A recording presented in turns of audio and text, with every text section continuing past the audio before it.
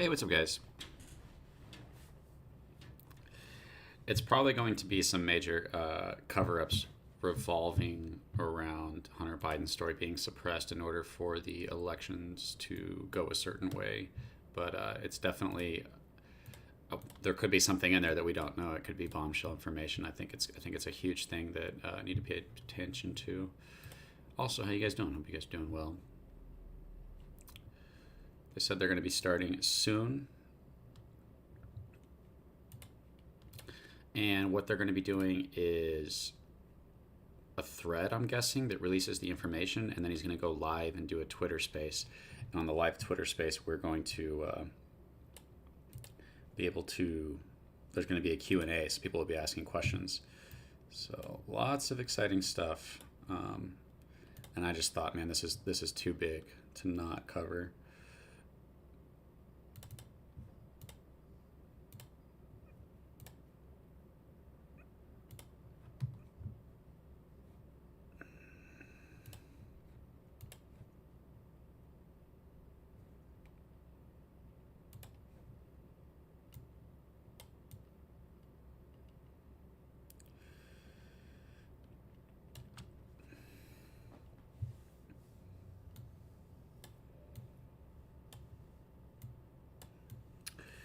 Yes, Elon Musk says, what really happened with the Hunter Biden story suppressed by Twitter will be published on Twitter at 5 p.m. Eastern Time.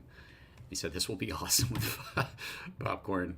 He said, we'll include live Q&A. We're double checking some facts. We'll probably start live tweeting in about 40 minutes.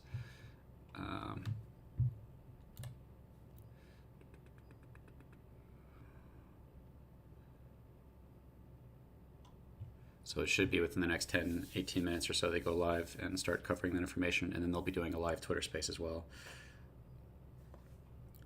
I think people will definitely think twice about making Elon their enemy. I think they're probably trying to think of how to get rid of him, to be honest. He probably poses the biggest threat to the evil in the world today. Exposing relationships as Twitter had with people that wanted to suppress the story. Yeah, I imagine that he'll take the gloves off. You know, the left has taken way too many shots at Elon for him to just, try to help them.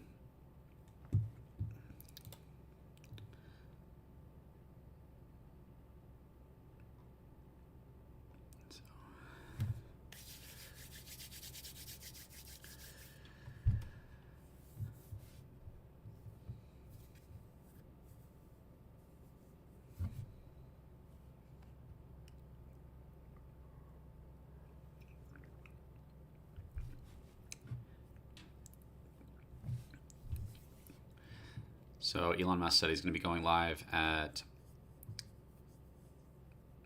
5 p.m. Eastern Time. And then he said that they were checking some facts and that they would be dropping it soon. And I think that it's going to be a thread that explains exactly what happened, and then they're going to go live and they're going to be doing a Q&A, so we'll have a live stream of the Q&A as well. See right here, it says we'll include a live Q&A, which I don't know if people realize. I was just thinking about this, is we the people should be deciding on how things are run in the world, not a few group of elite people that have control over everything, right? And I was thinking, like, that should be up to us. And Elon Musk is literally he's doing polls on Twitter and making decisions based on who should get banned, who should come back, what should be the means of people getting banned. So Elon Musk has already taken over one of the most major social media platforms and has already taken it and started doing what nobody else would have done outside of him, and started saying, hey, people, what do you guys want? Which is how it should be. We shouldn't be controlled by a small group of people whose best interest is to destroy us. So Elon Musk poses a major threat to them. It's very exciting to watch, and honestly, very courageous of him to take on pretty much the evil that controls the world.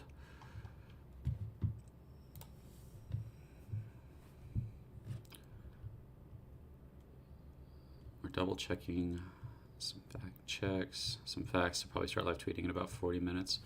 He said that 27 minutes ago. So according to that tweet, we've got about 13 minutes left before he starts live tweeting. It's a little chilly. Be right back.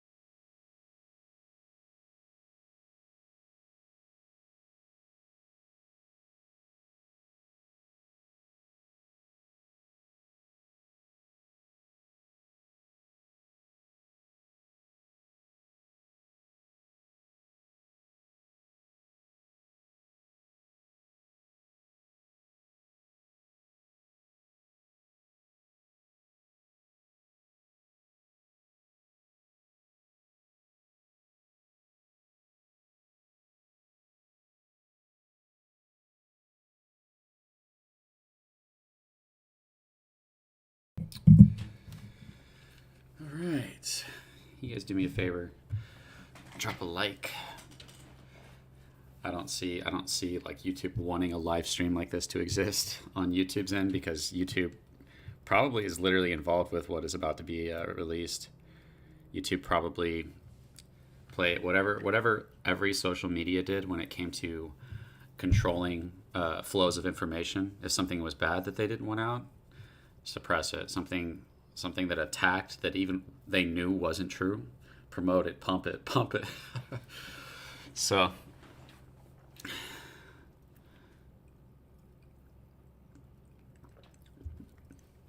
powers that be are probably nervous right now.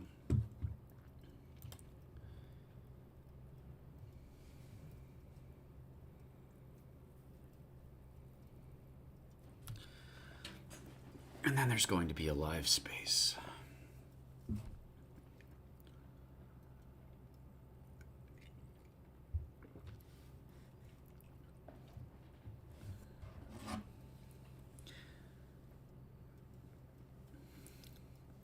You still there, Macadamine? Did you? I'm guessing you followed me over from Crypto Control.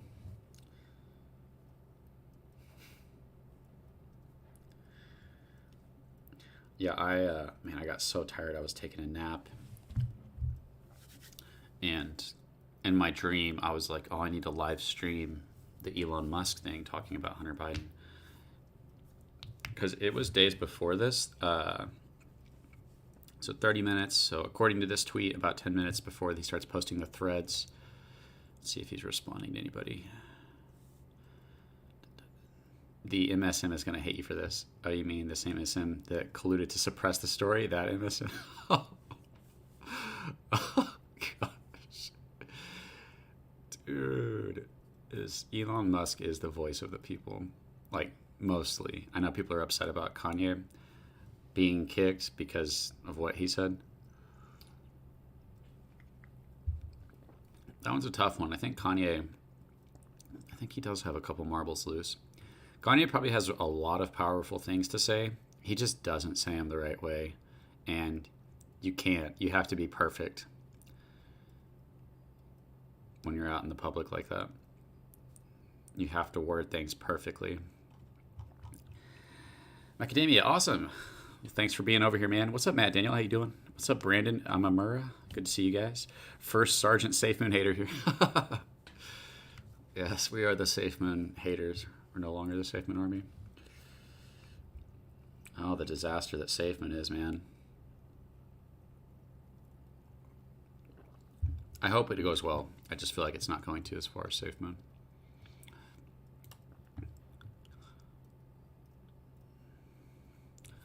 What really happened with the Hunter Biden story? Suppression by Twitter. So it was like not long before this. Elon Musk tweets a lot that he said that he was going to be releasing information on election interference.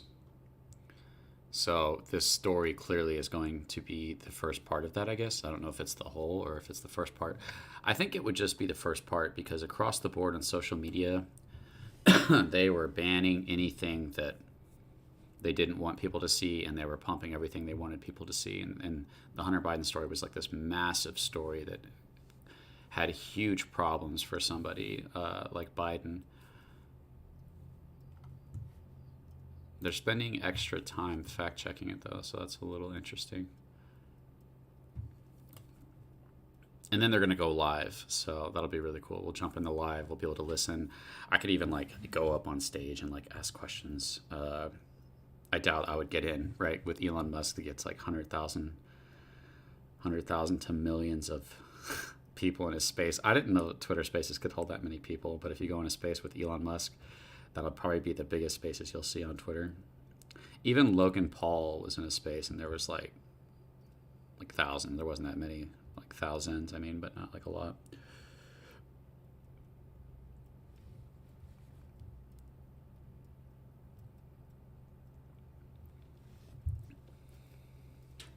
I think it was fair enough because it got warned at least.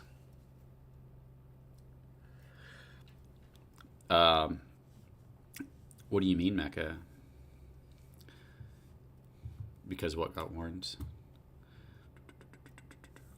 John Crony and Thomas are part of it. Alice suppressed tweets in the Gambia. What's up, Jim? Ask when Lambo. Yeah, if I can go up there. Hey, Elon, thanks for having me up. I just wanted to know when Lambo. He'd be like, what the hell, dude? He's like, I make Teslas. I just made the Cybertruck.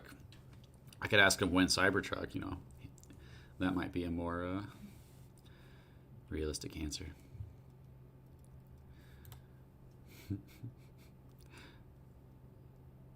Just joking around. Oh, okay. I'll suppress the tweets in the Gambia. Yeah, it's such an interesting turning point right now. I almost thought I should to stream this on my secondary crypto channel, but then I was like, this is the type of stuff that gets you banned. If you cover this type of information on YouTube, they just ban you. They don't give a crap, dude. Any of you guys ever start a YouTube channel? They just like, it's cool if you ever get a channel to a point where you're making money off of it, but it's not like working for somebody, right? It's like zero communication between you and them. If something goes wrong with your channel, they do not have your back. Like, they might bring it up. If they do bring your channel back up, they're not going to tell you what happened. They're not going to tell you how to avoid it. So yeah, it's just, you just hope that you're staying within the boundaries that they have you in, and they don't care to help you to make sure that you are. And those boundaries are constantly changing, especially if you cover political things, which is the things that they're trying to control the most. Oh yeah, you're in trouble. Very careful how you word things. All right, probably like, I don't even know, 5-10 minutes before he starts tweeting. Yep, he said tweeting in about 40 minutes, about 36 minutes ago, so nice. When Cyber Lambo. Elon did say that, let me fix this.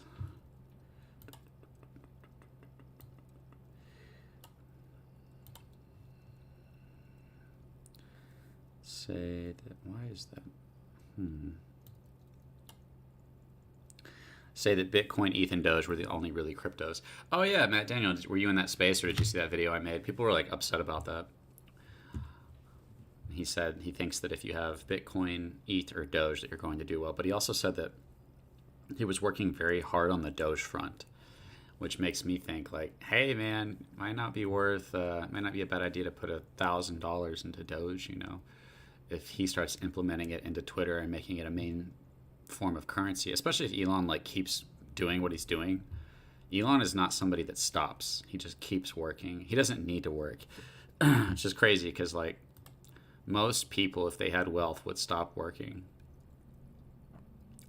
But Elon Musk has more wealth than most people in the world, and he just keeps working. Such an interesting person. I honestly, there's so many things I love about Elon Musk. He's just more logical than most people, and that's logical, innovative, and pushes to do what hasn't been done. He thinks about the future of humanity, right?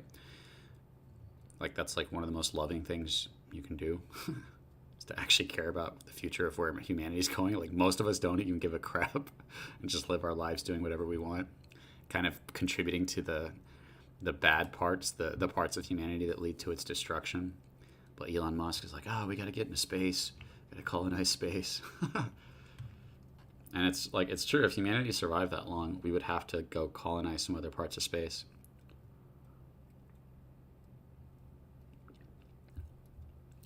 I don't think we'll get to that point,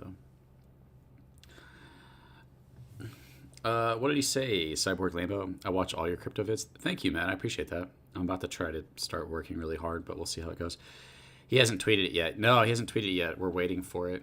And he's going to be doing a live space as well. So pretty exciting. I don't know how bombshell the news will be, but I think it's going to be pretty bad. Guys, do me a favor, hit the like button. Help me grow this channel. Brandon Imamura, he makes flamethrowers. He is awesome. Yeah, I'm in.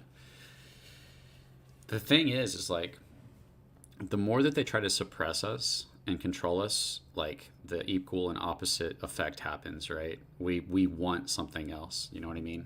They try to go woke with our movies. We're like, no, thank you. We'll just watch anything else but this crap.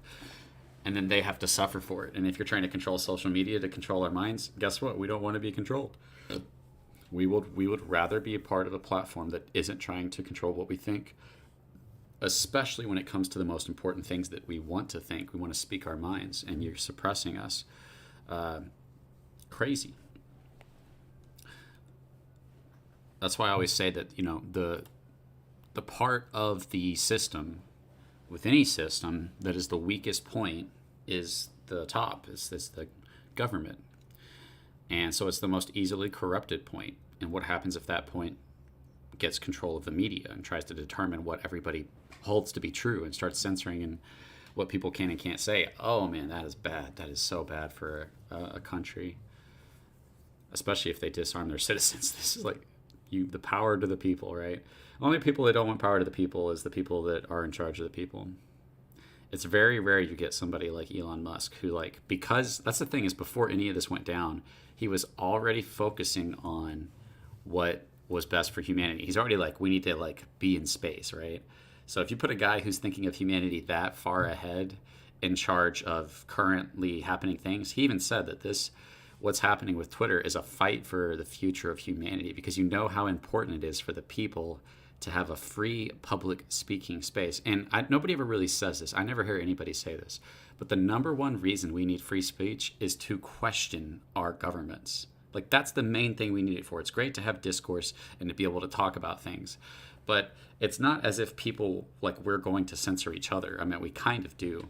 But the greatest threat is whenever they get control over who gets canceled and you lose your livelihood and your voice gets silenced because you point out facts. Like, the government is the most likely part of the system to do evil things, and so they're going to be the most likely part of the system to cover up those evil things. And if they control the media, then any evil thing is going to be, oh, that's conspiracy, you know, that's dangerous misinformation. It is dangerous. It's dangerous to them when you expose the evil things they've been doing, the crazy evil things they've been doing behind the scenes against the people of the world.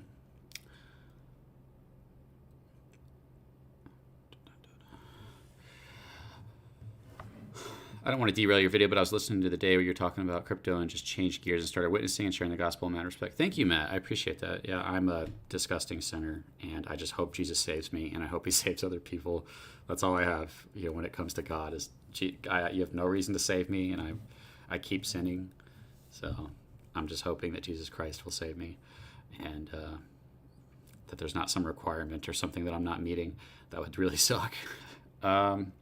Jordan Peterson on various subjects has said that there are bad things about things like free speech, but the alternative solutions are much, much worse. Yeah, I think that's something I was like discussing today, is when we talk about systems of like the best systems to happen to structure a society politically, or even like free speech, we're already talking about humans that are evil. Like, what is the best way for humans that are evil to operate? And it's not saying that there will be a perfect way that prevents the evil from humans from taking advantage of that system. It's just saying, what is the best system we can put in place for that? And generally speaking, people want what's best for themselves. So if you give the power to the people, like Elon Musk does, and like the Constitution did, gave us the free speech and gave us the right to bear arms, then you allow and fight the worst part of the system, which is the most easily corrupted part of the system. And it doesn't mean that there's not going to be people saying terrible things that need to be silenced. But for real, like, that's only like people that are calling like for the death of people, or people that are, really speaking hate speech. It's just when the problem is hate speech becomes things that people don't like, and the government is trying to determine hate speech as things that they just are trying to suppress because it exposes the evil things they've been doing and their evil plans, then that's a problem that all of humanity should be concerned about. What we really need, in my opinion, is a social security tied to maybe blockchain technology where we can all vote on any issue. We do not need people to represent us who are making way more money than us, who don't do a good job of representing us. We don't need much of our political system right now. It's like Elon Musk coming into Twitter and firing all these people. They didn't need them. They're just wasting money. I think that 90-something% of our government is that they're a waste of money, and they do the opposite of what they're supposed to be doing. We could literally put the power to make these decisions. We live in an information age. When all of this was put in place, it was not done during a time of the information age.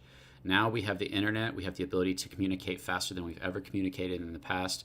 We have the ability to share information extremely fast, and we have the ability to vote on multiple subjects at once. If everybody can go on the internet and complain about what they don't like about the government, and what they don't like about policies, then everybody should be able to vote on those same policies. And it would not be hard to institute a program by which you have to verify yourself through your Social Security or something like that, in which you can vote on every issue that exists today, and then the people will be deciding over the few. And that's where I'm like, if you do that, we have the potential to destroy ourselves, right? If the majority of people decide what is bad, then that's the path we're going down. But it should be up to the majority of the people, in my perspective. It should not be that the majority of the people are submitting to a group of small individuals who could more easily be corrupted than the larger group. I mean, when you put up those two things against each other, to me, it's more likely that worse things are going to happen when the small minority controls the majority, as opposed to the vice versa. I mean, it's like nothing is how we want it to be. Our taxes aren't how we want them to be. The laws aren't how we want them to be. We're not spending our money on where we want them to be. People are being suppressed. We don't want them to be. Like, everything is not how people want them to be, but it is. And they're supposed to answer to us. It's not as if we're in, another country. They're supposed to answer to us. All it takes is everybody saying, no, we're done with this. Stop that. Get out. You're fired. You're fired. We're investigating you. These taxes are bullcrap. That's all it takes. Everybody just coming together and saying that at once. But I don't know. We'll see. I think this is definitely a start in the right direction.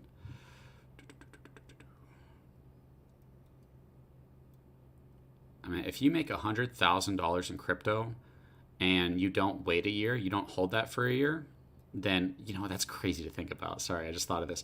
Everybody who's been waiting for the past year, who just, all those exchanges that just got hacked, I bet a lot of those people were trying to hold for a year, and they thought that was a safe place to hold it so that they could get the long-term capital gains tax. Because if you, if you pull out right away, you owe 22 to 30-something% based on the amount that you pull out in taxes. So if you make $100,000, you're going to owe 20 to 30 grand in crypto for them doing they didn't do anything. That's insane. That's an insane percentage to take for doing nothing. In fact, they made it hard to make that. They make our lives hard, and yet they're taking that much. And then they're spending the money in the way we don't want to spend it. They are the manifestation of evil. They really are.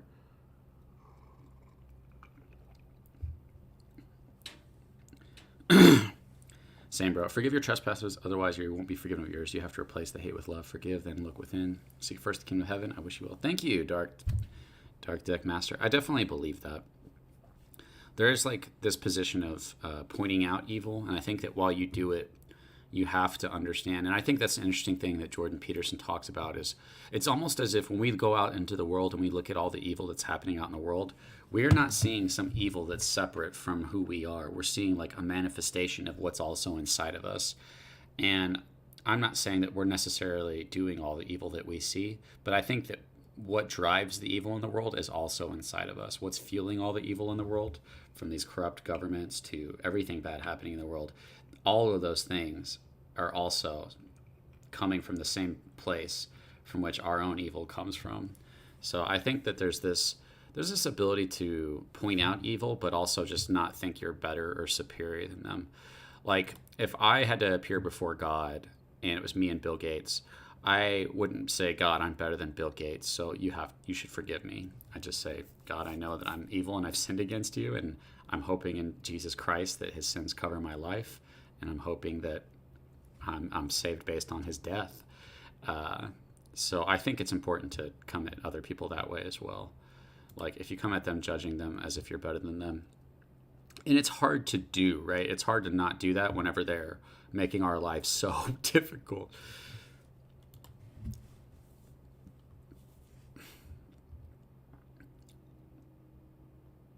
Okay, so it's 48 minutes, so it's running a little late. Let me know if you guys find it, if you guys are on Twitter, if you guys see him going live. I keep refreshing, but they must be running a little behind just trying to verify everything.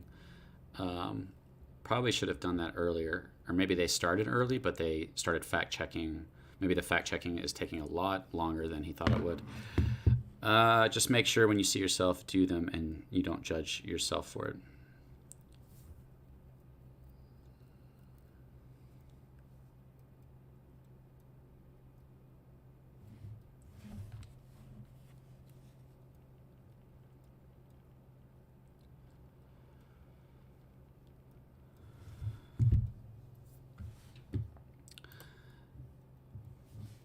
And this is a huge thing. Elon Musk has put himself in the crosshairs of the most evil powers that be in this world. And other than being a Christian, like being a true Christian, and I think obeying and speaking the gospel, that puts you in the sights of Satan. And I think that, I don't know. I know this kind of goes into conspiracy land, but conspiracy land is usually where the truth is. But I don't know if the evil corporations that exist today, I think it's more likely that they're operating out of self-interest. I don't think that anybody is directly communicating with Satan, right? That starts to sound like, what, dude, you sound like you're crazy. At the same time, I don't know. You know what I mean? We know there's two forces. There's good and evil, right? And the source of good is God, and the source of evil is Satan. Amen. If that shouldn't be that crazy. God communicates with his people. He had a chosen nation, Israel. He brought about the Messiah, Jesus Christ, and God, and we communicate through him, through Jesus Christ. He's the mediator between us and the Father. We asked Jesus for forgiveness, and he asked the Father. So Satan likes to copy God. And I've read some interesting books about the Antichrist and how he's going to try to pose as the Savior. Just like, Jesus was the Savior, the Antichrist will try to pretend to be the Savior. I've read books that said that the Antichrist will be accepted by Israel because Israel rejected Jesus. And that's why salvation has come to us, the Gentiles. The reason, if Israel had accepted Jesus, then salvation would not have come. And I don't know if it would have been at all or in the same way or in what sense. But because God hardened Israel to reject Jesus, the Messiah, God did that so that he could bring the salvation that was promised to the Jews, the Israelites, to the rest of the world. There's some type of delays. I'm honestly worried about Elon Musk because, man, he's putting himself in a dangerous position.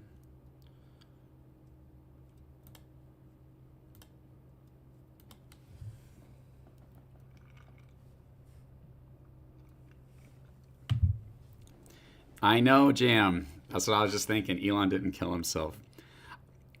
Dude, if something happened to Elon, I would be so upset. I would like start a like revolution. Oh, I totally believe there are people who consult with spirits and are probably getting marching orders and probably including a lot of officials. Yeah, it's hard to know exactly what it is, but like whether it's direct or indirect, like this is Satan. Satan has a plan. He has a certain amount of time. He has a mission to accomplish.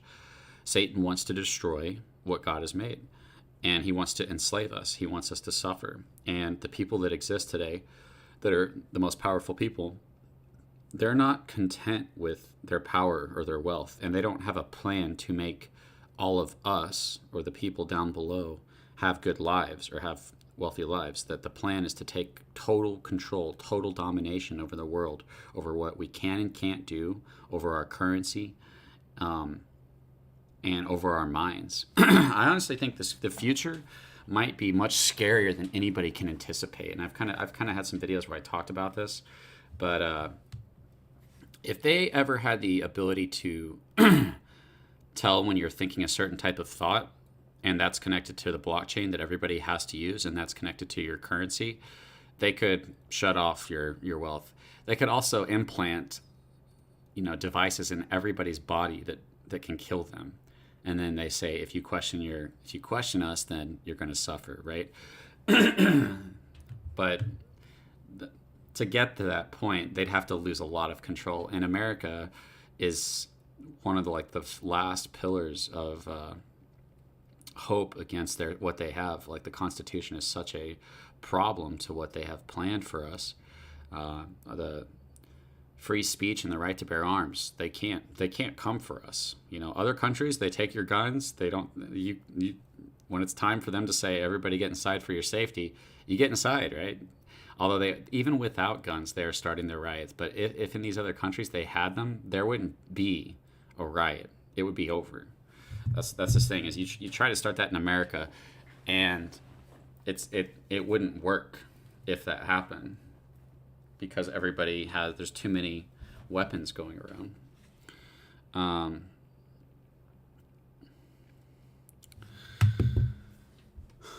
I like that he's unbuyable like Trump was. I like that he's pissed off. Yeah, 100% Dark Master. Like that's a huge thing to have those qualities. He can't be bought out, and he can't be a part. He's not a part of the system. He's somebody going against the system. And that's the thing is like, there's these huge opportunities to create platforms for the people like Rumble and Twitter and all this stuff.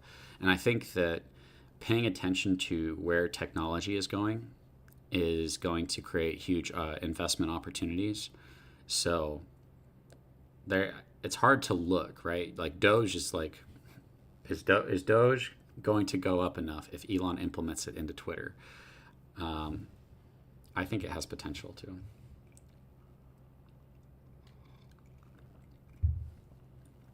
Like Elon goes big, you know what I mean?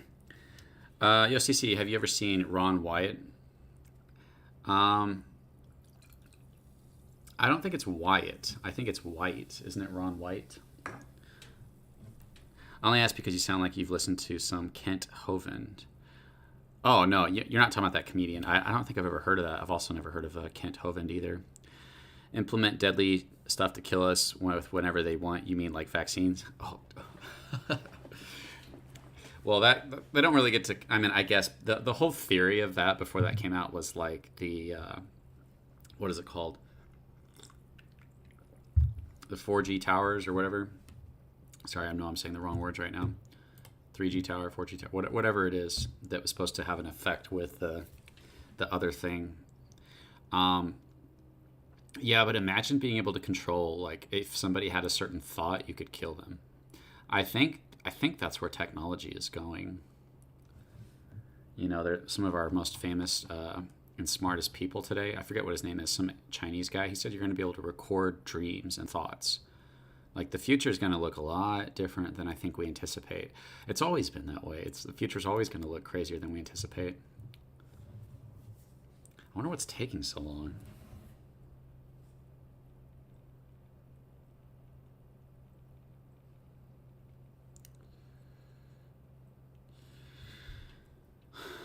Okay, sorry. Yeah, no, I've never heard of Runway. That's my 5G. Thank you, Dart. Yeah, I just woke up and my brain is just in stupid mode right now.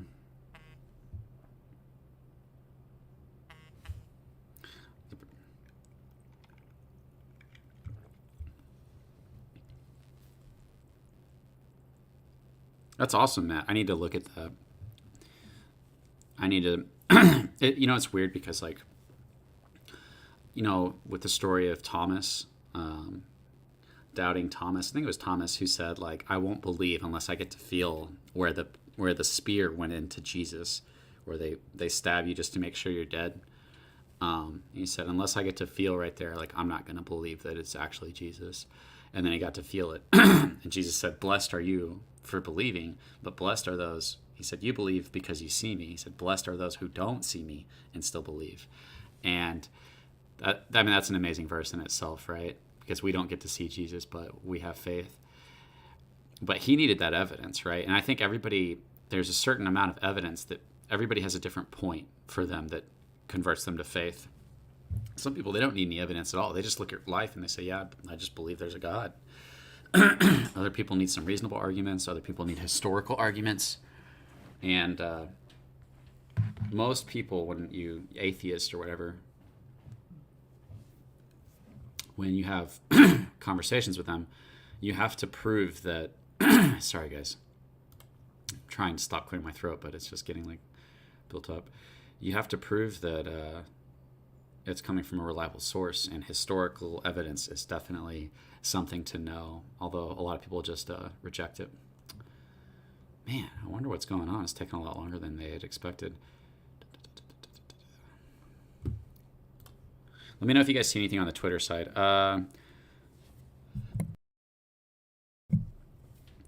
Dude, I would love to chat with you about this. You would love it, for real. It's all here for free on YouTube. Yeah, man, we can do a space. Hit me up on Twitter. We can do a space and just discuss it. I'm totally down for that. I believed it first, but it's still super cool to see some yeah, 100%. I feel the same way. Like, I'm convinced the Bible is real, and that all you have to do is spend enough time, and you can search out any question about the Bible, and you'll find the truth that proves it's real. Like, how many times do you have to do that before you're convinced the Scripture is real? For me, it's already done it multiple times. I think humans merging with technology is inevitable. It will be necessary for space travel, etc. It's 5 Central Time here. When is Eastern Time? Eastern Time is 4:21. So it should have started a while ago, and then they delayed it.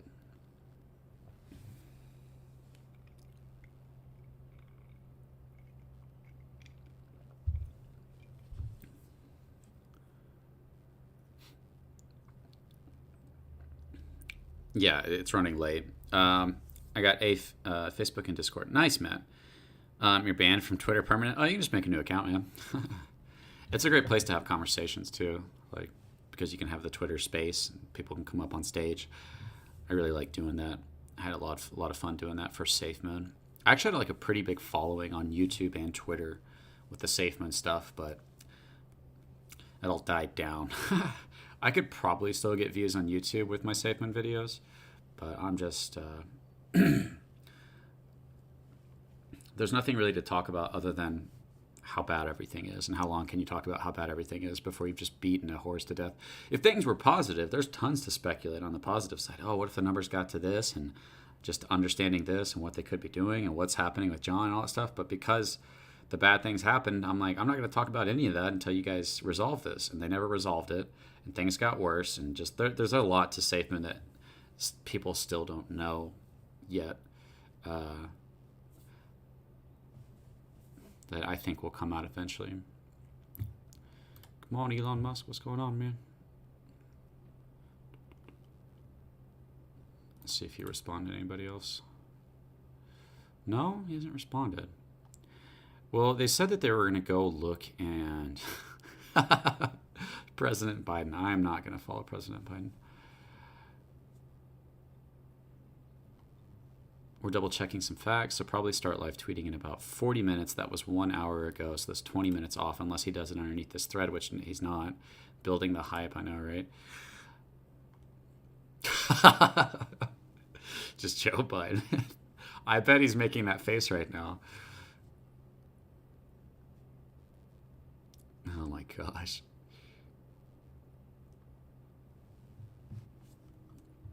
Yeah, the amount, you imagine the amount of refreshes on this page right now.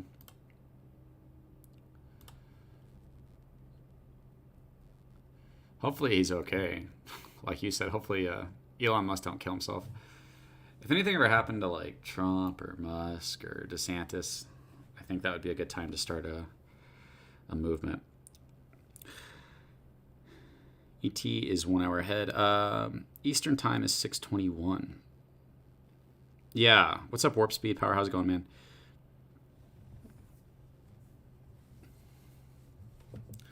That's another interesting thing. Is like I feel like if you go back like 100 years and try to think about what will be happening in the future, it'd be very hard to anticipate and imagine the unimaginable, because that's what we're always working towards, is the unimaginable. Like flight, internet, being able to record a moment visually is insane. Being able to record audio, that's insane technology that was just, as far as I understand, unless there's some undiscovered technology in the past that we haven't discovered yet, that's potential, that the fact that we have that is insane. And most people just lived life and there was art. Didn't have the ability to just record what was actually happening in real time, to record events that happened. It would be insane if humanity discovered that really fast, and then we all had archives, because right now we have like an archive on the internet of everything that's been happening since video was developed, right? You can find footage of everything, unless it's being like deleted, because it's trying to show a different side of history or something. So like imagine being able to go back and like watch the footage of everything that happened in the past. That'd be insane. I have a theory, and the theory is, what if digital video was stored somewhere that could be retrieved, like in nature, like recorded by plants or something, that in a way you could extract it and see video from the past. I wonder, see this, I have like these weird crazy thoughts. I've always wondered if that was possible, because then you'd be able to, potentially look at events in the past. You'd be able to go look at the crucifixion. If they were ever able to do that, and you could watch the crucifixion, what would that do to people's faith? Would that start converting people like crazy? I think if we could watch that, what would that do? I think you'd have to have a good understanding of like how recording works, and then you'd have to look at nature and see, does anything operate in the same way that we record nature? And does anything store data in a way that we can retrieve it from nature and convert it into a format that can be viewed? To me, that doesn't sound that crazy, right? That doesn't sound that far-fetched. The militia? I'm sorry, I don't know what you're talking about, Dark Master. It might have taken me too long to look at your comment.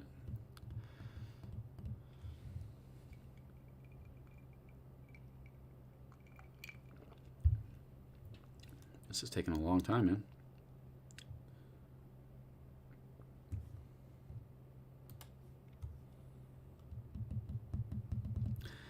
Warp speed power. Some people believe that there is a type of ledger that records everything that has ever happened in the universe. Yeah, that's kind of the same thing I'm like thinking of. You always think of a thought, and it's like, it's rare that you can think of a thought that somebody hasn't thought in some way. So whenever I do think of these far out there ideas, I'm like, somebody's probably thought of this. But what would it be that restored or recorded data? I think, like I said, you have to look at the process of what it is and I think it has something to do with light, right? Light coming into something and being stored in some way. Maybe a tree. That'd be crazy. Like, what if you found out that trees are recording nature, and you could like extract video quality from trees or plants? And then it's like, okay, well, we can't go back in time, but only with trees. So you'd have to go find trees in certain areas, and they only go out so far, and the quality's not the greatest, but you can still see. That'd be insane, man. That'd be so cool. See, like, that's the type of things where I think technology is going. I think it's going to go in some way that our imaginations today couldn't conceive as being possible. Just like with video footage, with everything that we have today, it was impossible. It's magic to people in the past. Flight, vehicles, electricity. I mean, I guess they might have had some forms of electricity in the past with the pyramids and stuff. But I don't know, man. That's interesting stuff, at least. What's up, Travolta? How's it going, man? Thanks for stopping by. It is about to get crazy. I don't know. It's taken so long. They're like 20 minutes. The last thing he said was that they're double checking their facts before they release it. But they're going to be releasing the information, and then they're going to be going live and doing a Q&A. So to me, like, this is a huge event in what's happening politically and just with the world, because what Elon Musk is doing, we just didn't have a voice for the people that was that loud, because we didn't have a platform that wasn't controlled by the powers that be.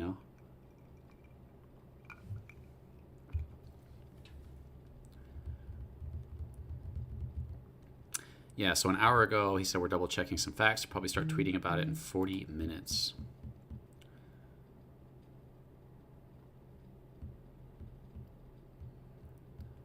And this isn't just about Hunter Biden. This is about election integrity. It's a big deal.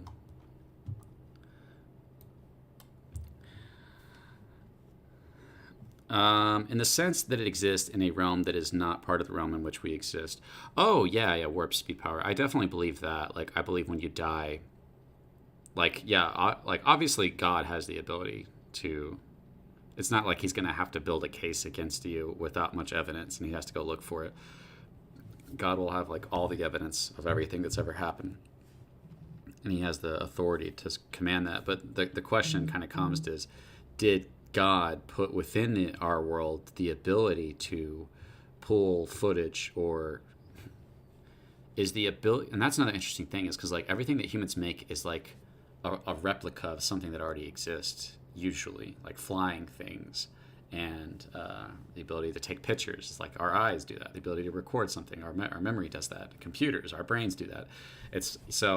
Is it really crazy to suggest that something out there has been recording history this whole time that's a part of nature that we can extract sound or footage from?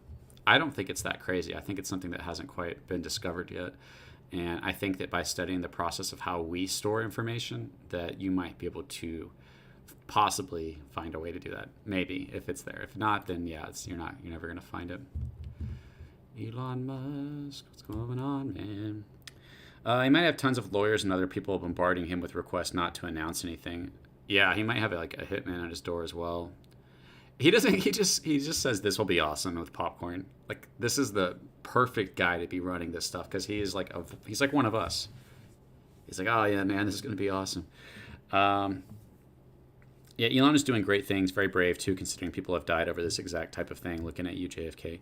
Yeah, JFK. Man, I think I could be wrong, but I think it was the speech that JFK gave right before, like either the day before or right before he got shot, was about secret societies that operate in the shadows and how we don't need that, and that's a threat to society. And then, like, next day he dies. Pretty crazy what happened to the JFK. Destroy the internet. What's up, Last Not Fast? How's it going, man? It is crazy, but you know what else is crazy? Pretty much everything when you think about it. That's a good point, Travolta. There's really nothing that isn't crazy when you start to think about it long enough.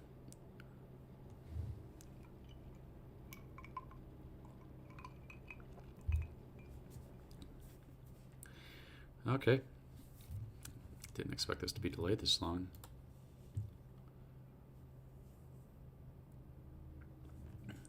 So Elon Musk, he is such a threat.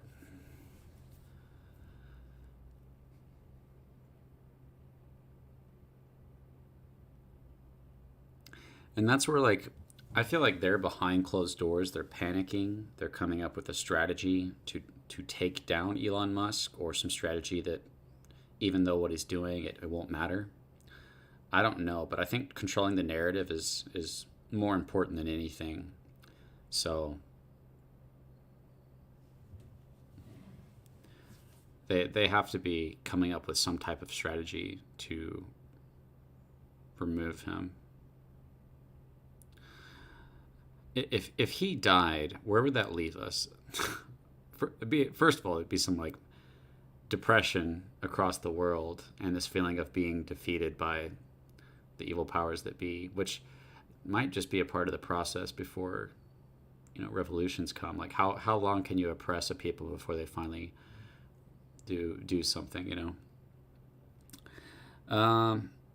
Sank / the Young Turks are bashing Elon Musk like hell right now. Total meltdown. 2 years ago, he called him a genius multiple times. Now he's suddenly stupid in Sank's eyes. Go figure. So by that logic, we should assume anything is possible because it probably is. Just hoping he hasn't been suicided. I know, dude. Civil war? Yeah.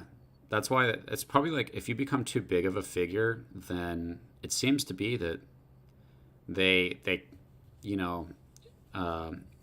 what's his face? Andrew Tate was talking about this, and Andrew Tate's funny, and I don't think he's as big of a deal as he thinks he is, but he definitely is just a voice of like, don't trust the system and don't trust the people telling you to do whatever. So they don't like that. But he said that like the 3 things that they do, if you become a big enough influencer, and they don't want anybody having a ton of influence that doesn't agree with them, and I definitely believe that. The first thing they do is like they try to cancel you. And the second thing they do is like try to control your mind, and the last thing they do is just delete you, right? So he said, Andrew Tate says that he's on the 3rd part where he's in danger of being deleted.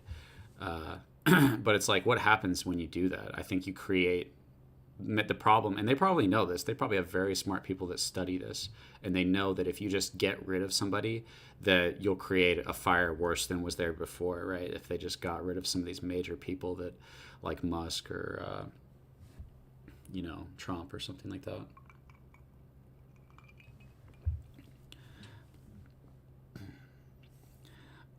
Elon Musk could find a cure for every disease there is, and the leftists would still bash him like no tomorrow.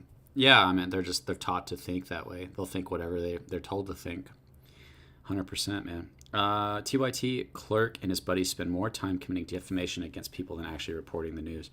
What comes out of their mouths is more or less the same as the MSM.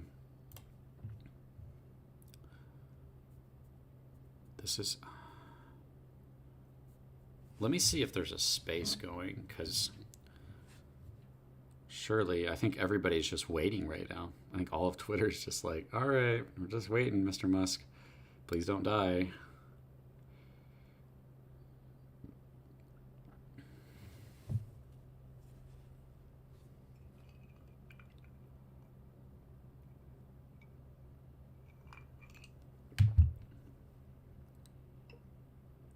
Nice job, Tara. Recently, they've started waking up. They've started, I've seen their personalities change completely back to the people who I knew before 2009. So I think we are getting to the point where you will see some type of revolutionary change. And like I said, the shot heard round the world, if everybody knows what that is, this may be the second shot heard round the world coming from Elon Musk. And I think it's going to be a big deal. Do I wish I could rally all the troops and just storm the Capitol and pull the dictators out? I do, but in chance, I may be myself becoming the dictator by taking somebody's decision away from them in the vote they made. But I completely understand like Mara just said, just you bringing that up, Mara just commented and said, look at January 6th protesters. They're still in jail for rising. Look at January 6th protesters. They're still in jail for rising up, and they didn't even use weapons. They went and used their voices. So, I mean, that they're using them as an example of, if you do it, this will happen to you. And I will say it did have an effect, though, because they scared the living crap out of a lot of elitist senators and congresspeople who tried to pull out all the stops to keep them in prison so that it didn't happen again. Go ahead, Chikri. I guess for me, I mean, I completely understand what you're saying, and I do hope and pray that people who are sleeping and not realizing the corruption level get a chance to realize this and get educated. But for me, it's different. I've seen this, and I am so proud of Americans, and I expect so much more from them, having this freedom to stand up against their government, and they don't realize the power that they have. And I really do hope that if nothing gets done about this by the government level, that American citizens can go back to the Declaration of Independence and read and gain some sort of strength and realize the power that they have as citizens and do something about it themselves. Absolutely. I hope so. And You guys want to listen to this space, or would you guys rather just keep chatting with me?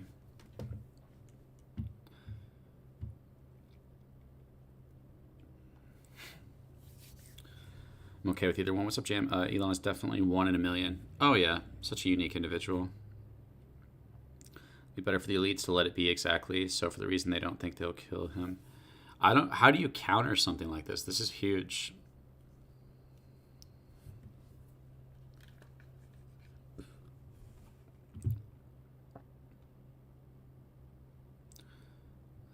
We all agree.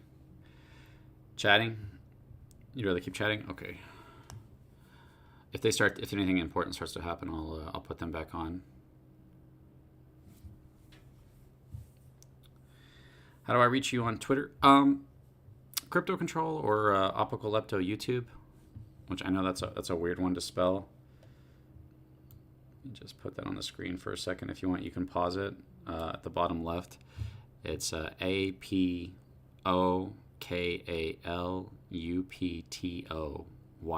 is my handle on Twitter. Apocalypto YT. It's like a Greek or Hebrew word for revelation, for apocalypse, you know. That's why I use that.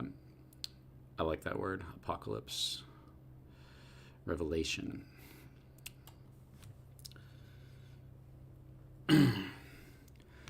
The more you dig into the JFK assassination, the more you realize how true that statement from the Oliver Stone JFK movie is. Spot on. A mystery wrapped in a riddle inside an enigma.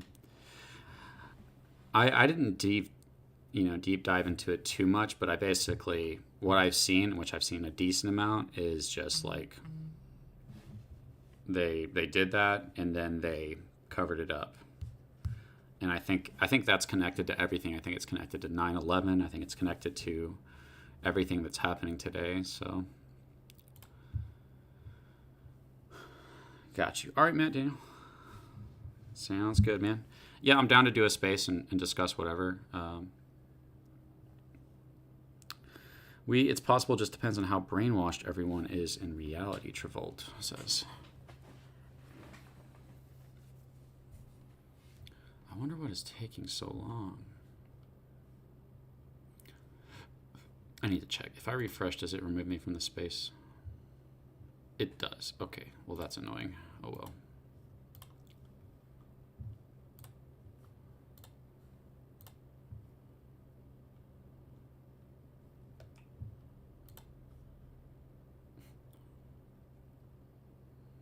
What is happening? I wonder what's happening.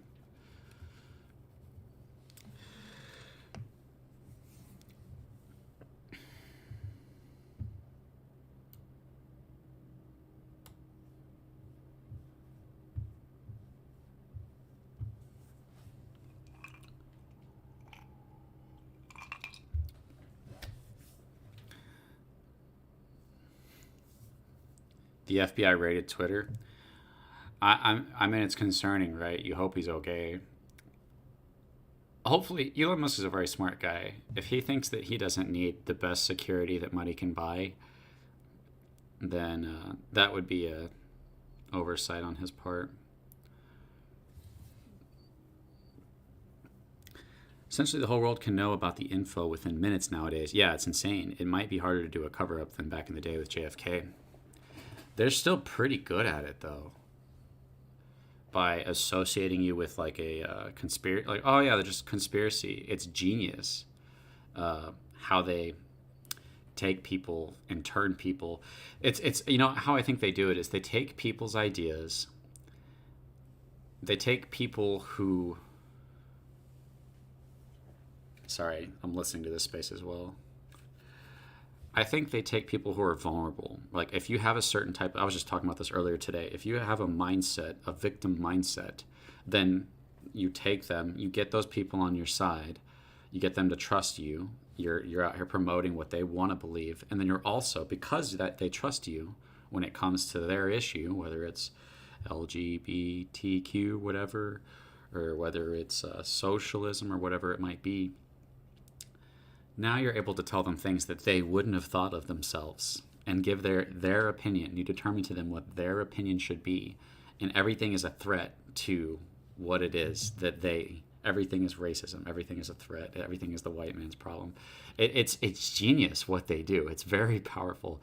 And to make people feel like they are self-righteous, like, oh, you're righteous for believing this too. You're so righteous and everybody else is so evil. We're the righteous ones and they're the evil ones. It's genius to get people's egos to not reason with people, to personally attack them, and to treat them like they're the scum of the earth as a means of discussion. It's just crazy to me. Perhaps Biden is on the phone with him. Biden called Elon. Hey, you know, the thing. True, the conspiracy theorist label makes people completely dismiss you as a crazy person no matter what argument you present. Yeah, you know, the thing about that is, I think that, like, if nobody had known, I was talking to my girlfriend about this, if nobody had known about Ted Bundy, right, and you were to say, like, hey, there's this guy out there going in the woods and taking, you know, people and, like, chopping them up and doing all, he did such crazy evil things that it's like, if you talk about the crazy evil things he did, people would have thought you were crazy. And I think that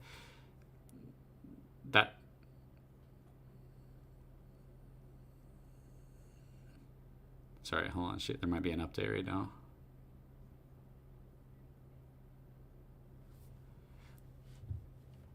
We're going to go ahead and turn this up.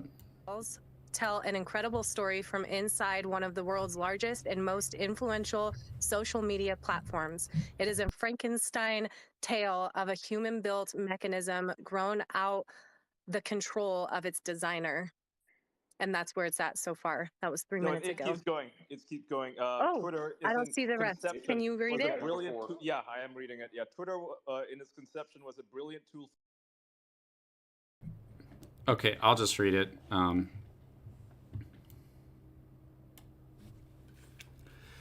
Here it is. This is Elon Musk tweet, guys. I'm going to go ahead and read this for you guys. He said, here we go, 1 minute ago. This is it from somebody named Matt Tybee. It says, what you're about to read is the first installment in a series based upon thousands of internal documents obtained by sources at Twitter. The Twitter files tell an incredible story from inside one of the world's largest and most influential social media platforms. It is a Frankensteinian tale of a human-built mechanism grown out of the control of its designer. Twitter, in its conception, was a brilliant tool for enabling instant mass communication, making a true real-time global conversation possible for the first time. In an early conception, Twitter more than lived up to its mission statement, giving people the power to create and share ideas and information instantly without barriers.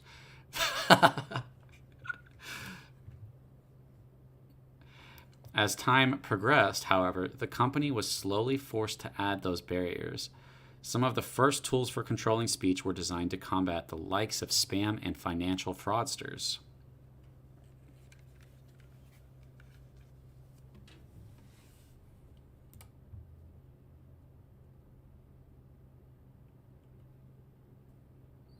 Man, they're starting off very generally.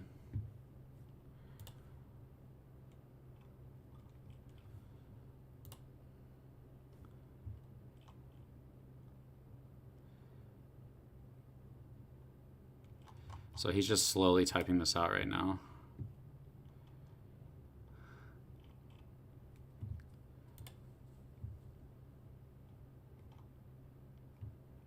All right, guys, he's in the middle of typing it right now. Matt is a journalist, I believe. Okay. Elon is referring to Twitter thread by Matt. Do you guys know who that is? Yeah, I was like, Matt Tybee. This guy is gonna, his follower count's about to explode. Slowly over time, Twitter staff and executives began to find more and more uses for these tools. Outsiders began petitioning the company to manipulate speech as well. First a little, then more often, and then constantly. Oh man, this is pretty good actually. Let me keep an eye on Elon Musk to see if he goes live, because he's supposed to be going live, I believe.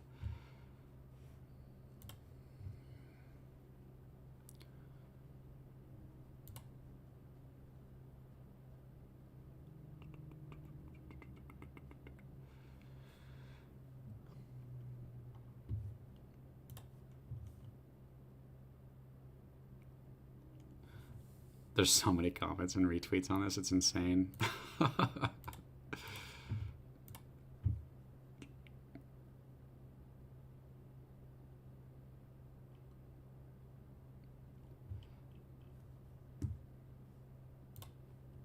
wonder why this guy's in charge of it. He's just typing it all out right now.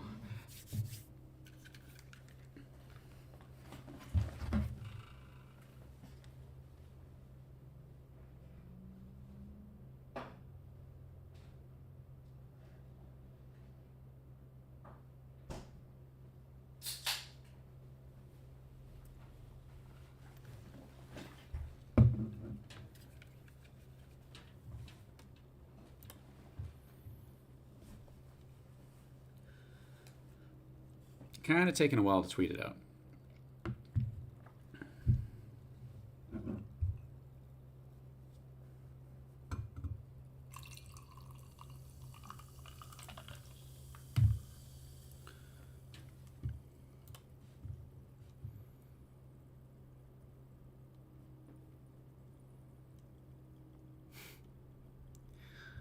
His followers just jumped up 20,000.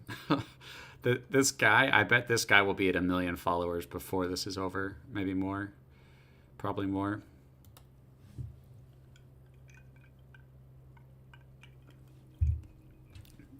It's a thread called the Twitter Files.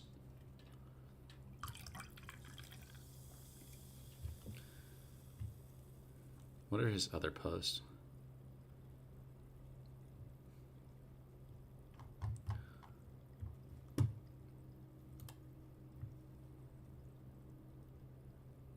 Sucks are just like waiting for him to tweet this out.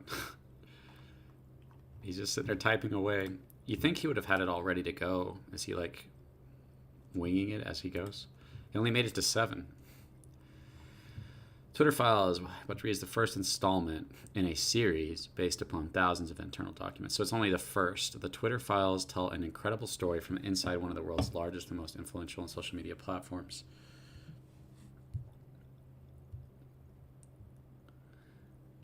Basically, if Twitter in its conception was a brilliant tool, then they started realizing they had to create power to create and share ideas instantly, controlling speech, and then it got out of hand. And we know this. We were there for that. Enough with the foreplay. Oh my gosh. Man, you can't stop there, man. What are you doing? That's crazy to me. Let me make this bigger for you guys.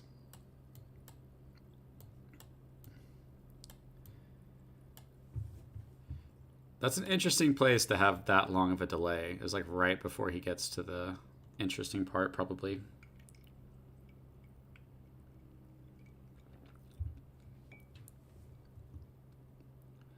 Outsiders began petitioning the company to manipulate speech as well. The first a little, then more often, then constantly.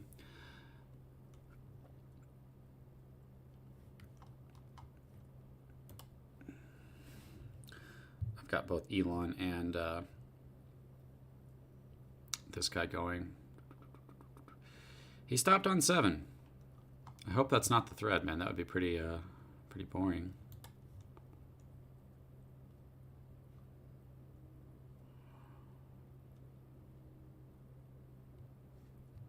Let's see what they're saying in this space.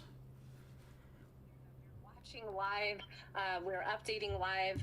At least these guys are. My phone is so bugged I can barely do anything on it. But we are updating live on what's happening on this thread in regard to the Hunter Biden laptop story. Yes, we are. How do I tweet this out anyway? I'm like a boomer. Okay, yeah, they're in the same position as well, where we're all just waiting. Probably hundreds of thousands of people sitting around waiting for this guy to type out the next part of this thread.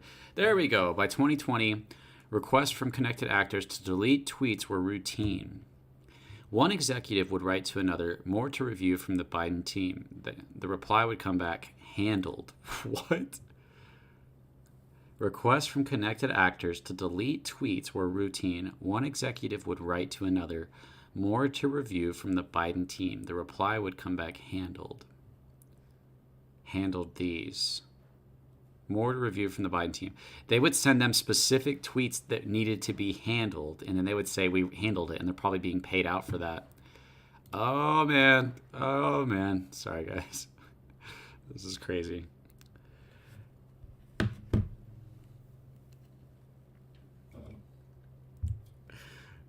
Oh, man. This is crazy.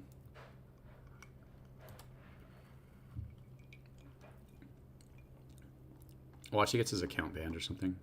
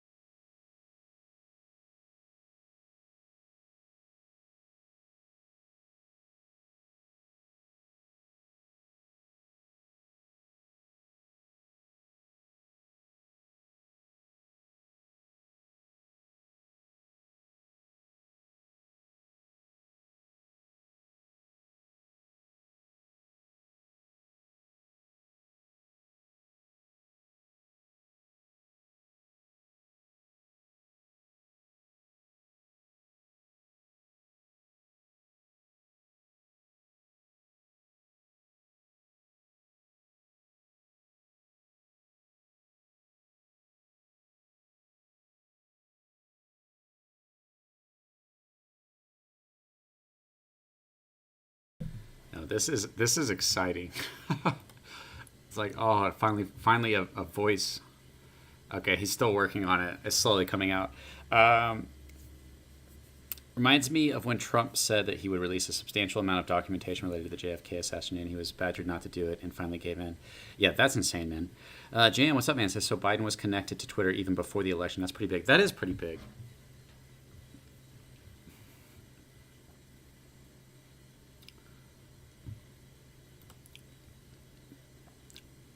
Well, like, okay, so it says right before that, outsiders began petitioning the company to manipulate speech as well. First a little, then more, then constantly. The outsiders were petitioning. The team, obviously, is the Biden administration, the Democrats. And they would send them more to review from the Biden team, these tweets. Guy Squiggs, Oswenya. I wonder if you type that, if it would take you to that specific tweet. I kind of want to try that. If I pull that up, will that be deleted or will I be able to find that? I think I'd have to type it out, though. I might do that while we're waiting to see if I can pull up one of these tweets.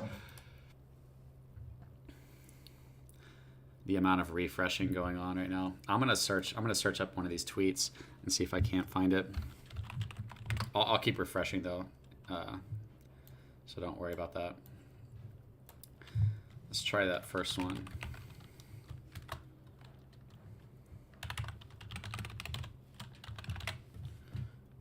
Refresh. 9. Celebrities are unknowns alike, could be removed or reviewed at the behest of a political party.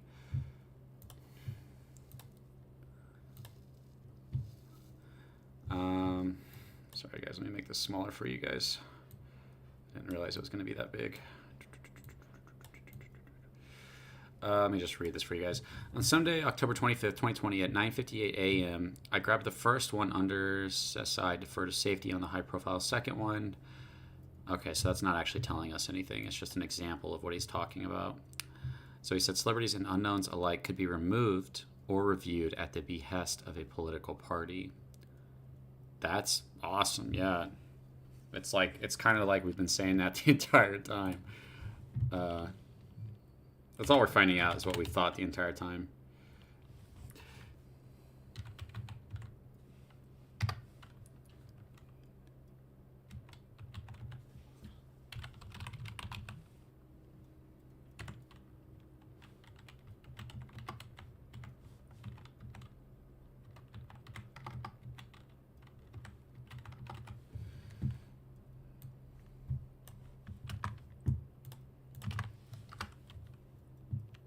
Okay, that tweet has been deleted. I looked up that first tweet and it was deleted. I bet they were all deleted, weren't they? Both parties had access to these tools. For instance, in 2020, requests from both the Trump White House and the Biden campaign were received and honored. However, sorry guys. So saying both political parties had access. However, we're going to find that it turned out that one had more power than the other is what he's going to end up saying. Hold up. Let him cook. People are so funny, man.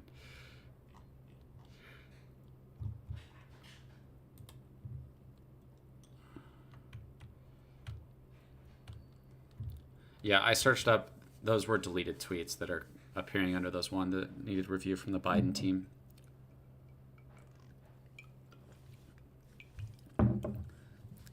I'm curious if there's anything that we won't have been expected that'll come out. Because right now, this is all just like, yeah, this is what we figured was going on behind the scenes so far.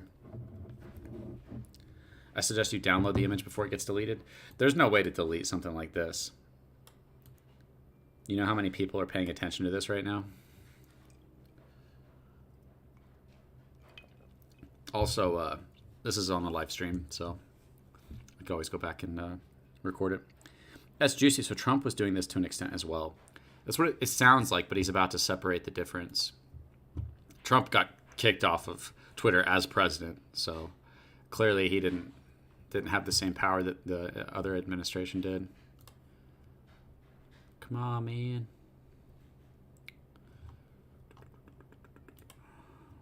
Yeah, so I started looking up those tweets, and they were deleted. So when it said handled, it meant they were just deleted, whatever those tweets were. There's not a way to retrieve those tweets unless maybe they'll show what those tweets mean. Oh my gosh, I didn't think it was going to take this long. They should have had this like ready to go. You imagine the pressure for this guy? He's just sitting there like typing. He's like, oh God, got like tens to hundreds of thousands of people like watching you.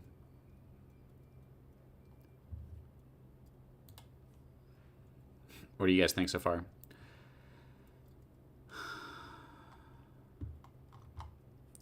Matt Tybee. Is he at 1 million followers yet? No, I bet he'll be at 1 million followers before this is over. I might, after this, I might like go over all this information and put it into a quick video for YouTube. But they're supposed to be doing a space as well. Yeah, let me see if he's going to be going into a space. Because Elon Musk said it was going to be followed by a Q&A.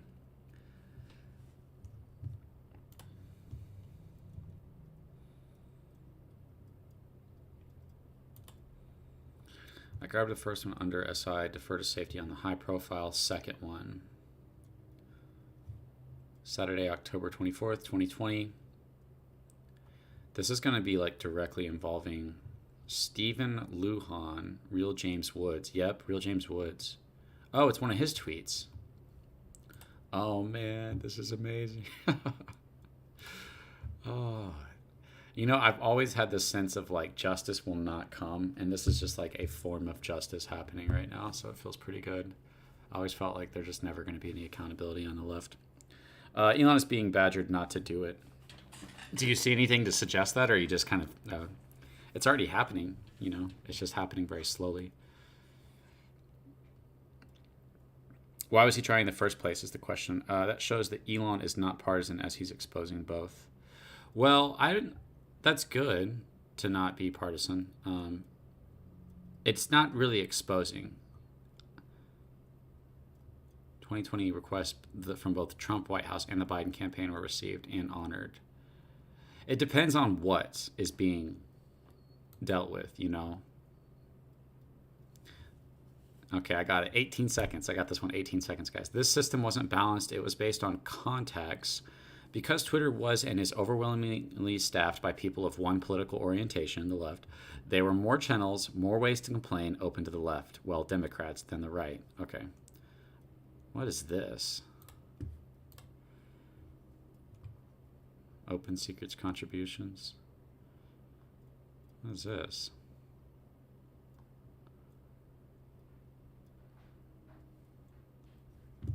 Sorry guys, let me make this a little bit smaller for you so you can see it too.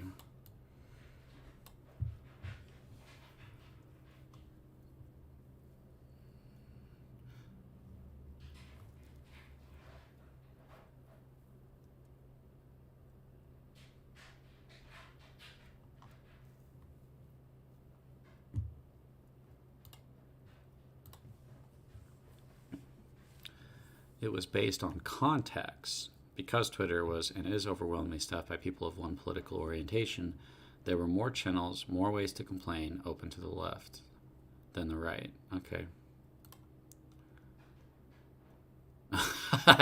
Jesus, man. People are crazy. 98% Dems, I know, right? No proof, but it's rather obvious that they would badger him. Okay, you're fine. I'm sure he is, man. You're pissing off the most powerful people in the world. You know what I mean? The resulting slant in content moderation decisions is visible in the documents you're about to read. However, it's also the assessment of multiple current and former high-level executives.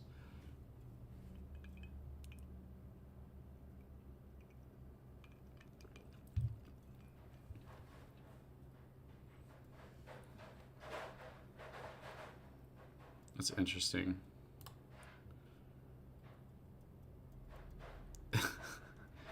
These people are just posting their own stuff trying to get views. Man, you are lame, bro.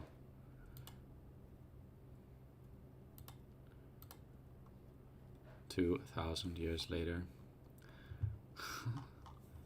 So they're about to reveal documents.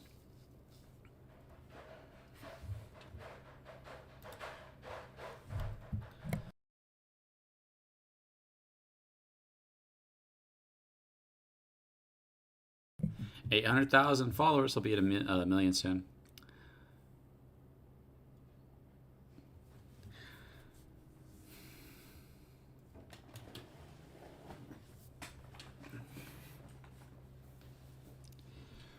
I don't even know why I try to do this stuff on YouTube like they're going to promote a live stream like this.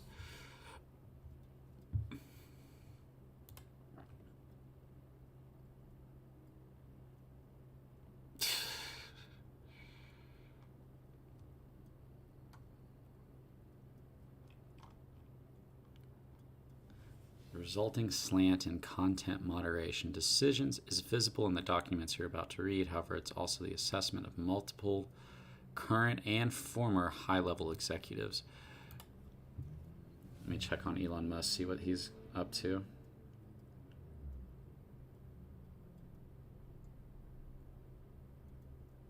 Okay, he's just responding to other people right now. He said, okay, there was more throat clearing about the process, but screw it, let's jump forward.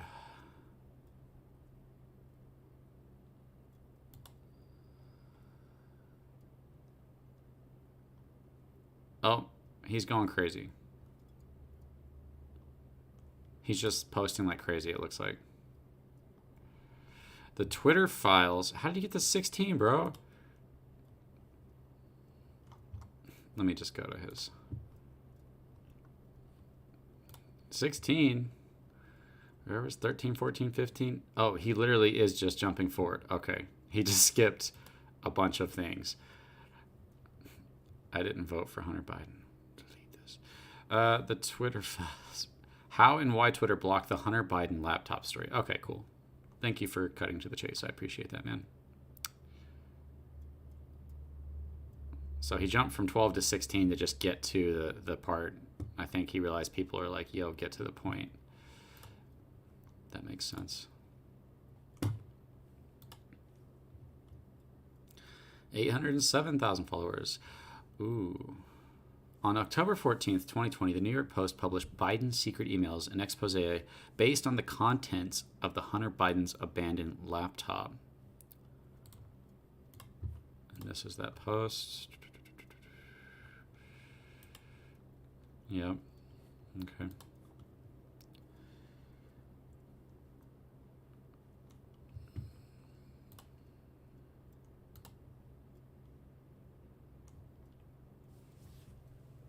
Smoking gun email reveals how Hunter Biden introduced Ukrainian. Thanked Hunter Biden for opportunity to meet Veep Dad. Biden's secret emails.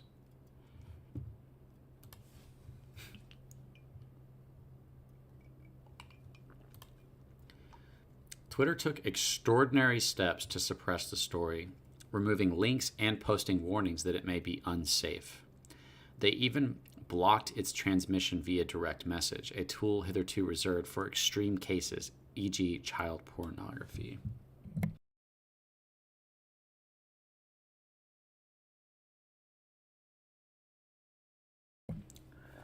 Desperately don't want people to know about that. How bad is it, though? Like, we already knew that they were doing these things, but it's just like finding out how bad is it.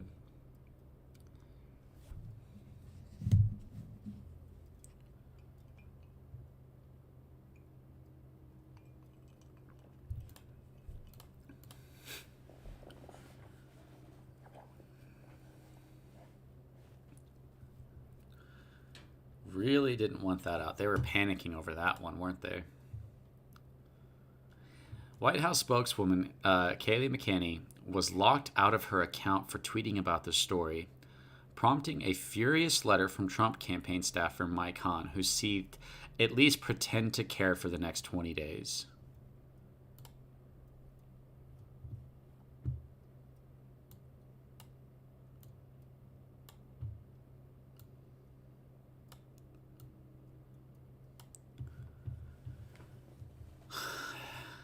Kayleigh, I don't know how to pronounce her name, has been locked out of her account for simply talking about the New York Post story.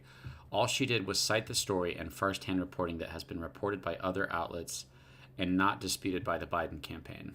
I need an answer immediately on when, how she will be unlocked. I also don't appreciate how nobody on this team called me regarding the news that you'll be censoring news articles. Like I said, at least pretend to care for the next 20 days.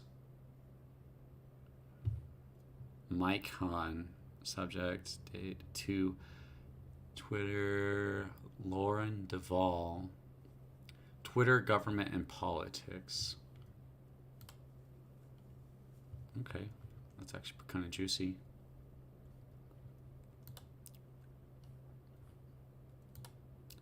$817,000 followers. I can't believe this information is coming out. If Elon didn't buy Twitter, this would not have happened. Unless this got leaked, this would not have happened. At least pretend to care for the next 20 days. What is that? You know, that I feel like that can almost go two different ways. He's saying, like, you guys are about to get control, but at least pretend to care. Was locked out of her account for tweeting about the story, prompting a furious letter from Trump campaign staffer Mike Hahn, who seethed, "At least pretend to care for the next 20 days. Oh, man.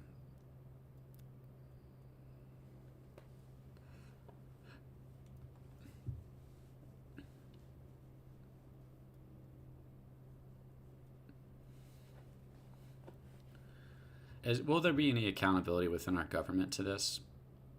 Doesn't seem like it. It seems like they can do whatever they want. Maybe Twitter will be the first step in some accountability. People need to be in jail. Like, you know, the standard that we're held to, the standard that they're held to, they treat us like we're slaves. They treat us like we're nothing. They cheat the system. And if you barely tiny, like just the smallest way don't do the system, you're screwed for life. They literally go against the Constitution, which is what they're sworn to protect, and then they just get themselves off the hook. Insane. 824K. This led public policy executive Caroline Strom to send out a polite WTF query. Several employees noted that there was tension between the comms/policy teams, who had little less control over moderation, and the safety trust teams. Hi, team. Are you able to take a closer look here? Thank you. Okay. This led public policy executive Caroline Strom to send out a polite. Okay.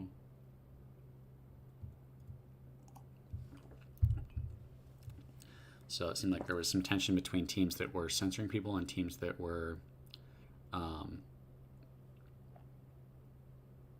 the comms/policy teams.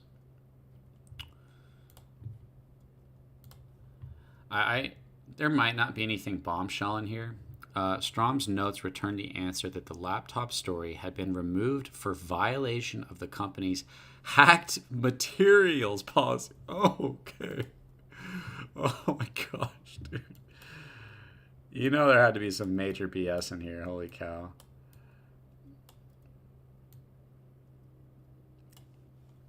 Hi, Caroline. Thanks for reaching out to us.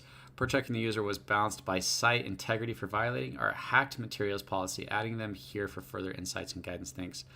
Holy cow. What policy is that?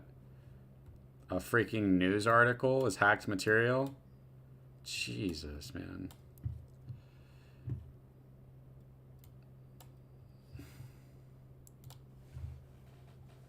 Need to double check on Elon Musk. Make sure that, because I think Elon Musk's supposed to be jumping into a space as well.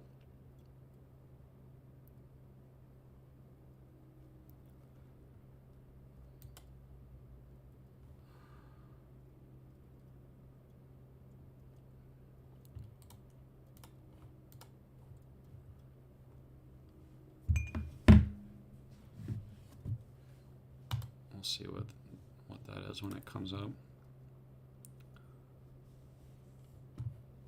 The Hunter Biden story. If you guys are in the chat, okay, here's the hacked material policy. Let me double check, make sure he hasn't posted anything. If not, we'll read that for a second. Okay, no, we're still waiting. Distribution of hacked material policy. We don't condone attempts to compromise or infiltrate computer systems for malicious purposes. As such, we don't permit the use of our service to directly distribute content obtained through hacking that contains private information, may put people in physical harm or danger, or contains trade secrets. You also need to threaten to hack or break into some. Okay. Posting hacked content on Twitter. Linking to hacked content hosted on other websites. Okay, well that seems to be a gray area there. What do you guys think? Does that seem like it would fall into that category? I guess it seems like the Hunter Biden story, were they only worried about it because they were afraid it would have a huge impact on them losing the election? Or were they also afraid of what it would expose the public to, what they have been doing behind the scenes? Something to do with Ukraine. That's where, like, at a certain point, I'm just like, I get it. They're the most corrupt people on the planet. And that's, like, all I'm reading about in the news is how corrupt they are and how they're getting away with everything. And I'm just kind of tired of reading about how corrupt they are without finding about any accountability.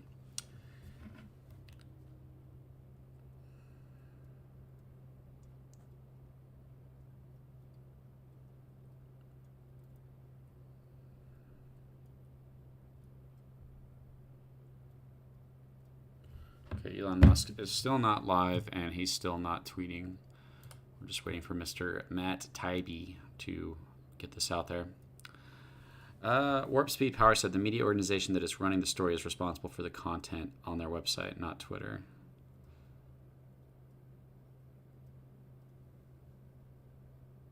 That's a good point, Warp Speed. Who was it that posted that story?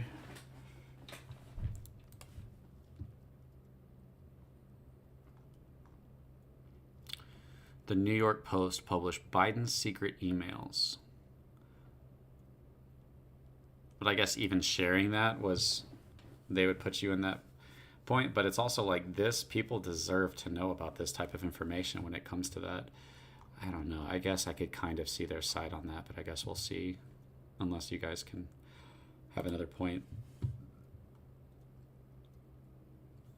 It's like, I could see how that could fall under like hacked material. Unless I'm just being an idiot, which I definitely always a possibility. That the laptop... Well, they were trying to censor the information of the laptop, right? Yeah, there's a whole story about that laptop with the guy who got it. And because Hunter is such an idiot. He's such an idiot. It's like doing crack and trading it in. Although several sources recalled hearing about a general warning from the federal law enforcement that summer about possible foreign hacks, there's no evidence that I've seen of any government involvement in the laptop story. In fact, that might have been the problem.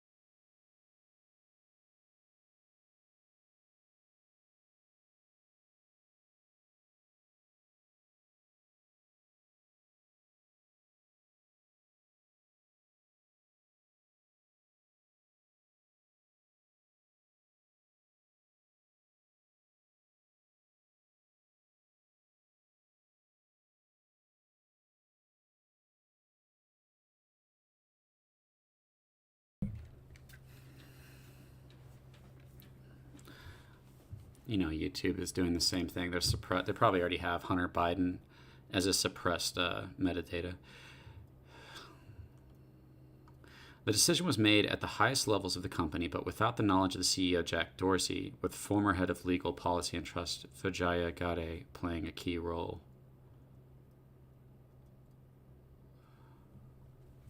This drip feeding the tweet is dumb.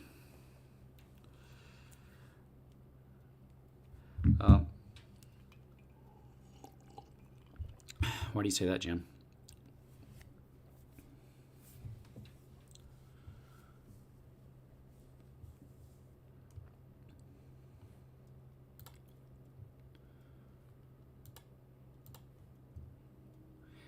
They just freelanced it, is how one former employee characterized the decision. Hacking was the excuse, but within a few hours, pretty much everyone realized that wasn't going to hold, but no one had the guts to reverse it.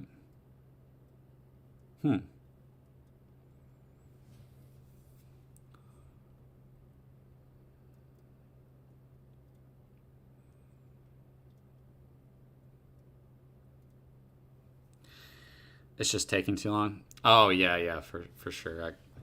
I don't know if he's typing too slow. Like, if I was going to do this, I would have had it all ready to go. Just copy paste, copy paste, copy paste, tweet, copy paste, tweet. You know, and this guy's like typing it out slowly. Maybe not the best decision, but that's okay. As much as it sucks, we'll get it slowly but surely. We'll get it. You know. I would prefer to be able to blast and read through it as well, and then get to the Twitter space that Elon Musk should be doing. Yeah, I think they're referring to the blocking of Kaylee, which is like the lady who answered everything for Trump, and then she got blocked for retweeting the New York Post saying that the article about the Hunter Biden laptop, and then she got blocked.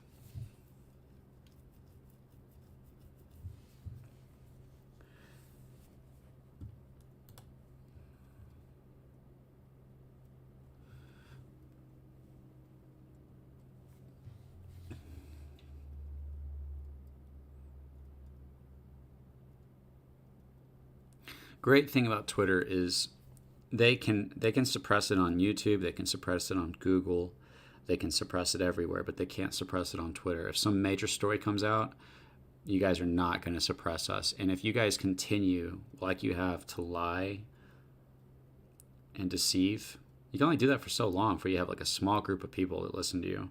Like, how long can you lie to your people before they finally wake up?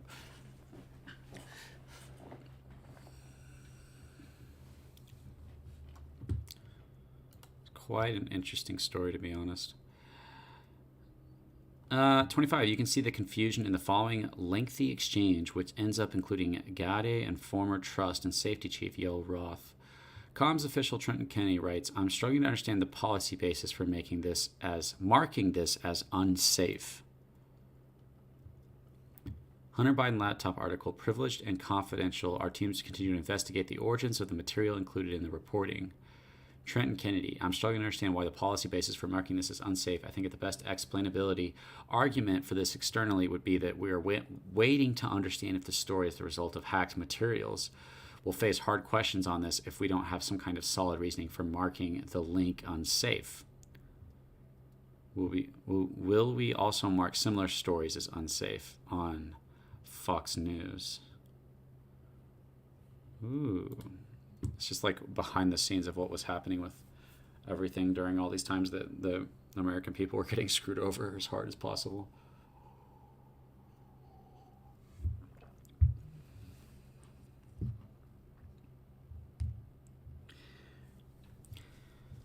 If you guys haven't already, do me a favor, hit the like button.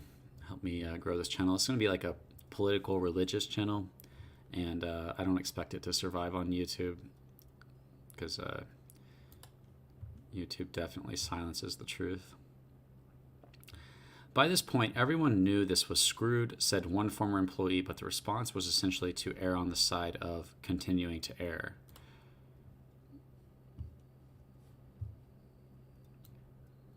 I have to keep like freaking going between small and big.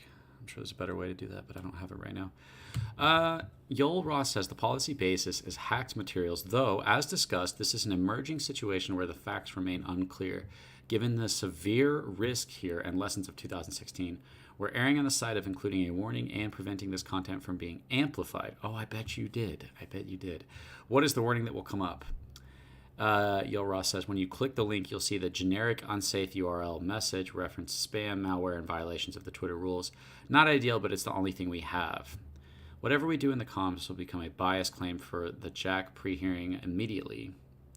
Let's make it clear we're proactively but cautiously interpreting this through the lens of our hacked materials policy and allowing the link with the warning and significant reduction of spread. Oh, yeah.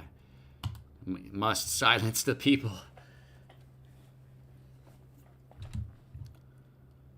Oh, I love being oppressed, man. It feels so damn good.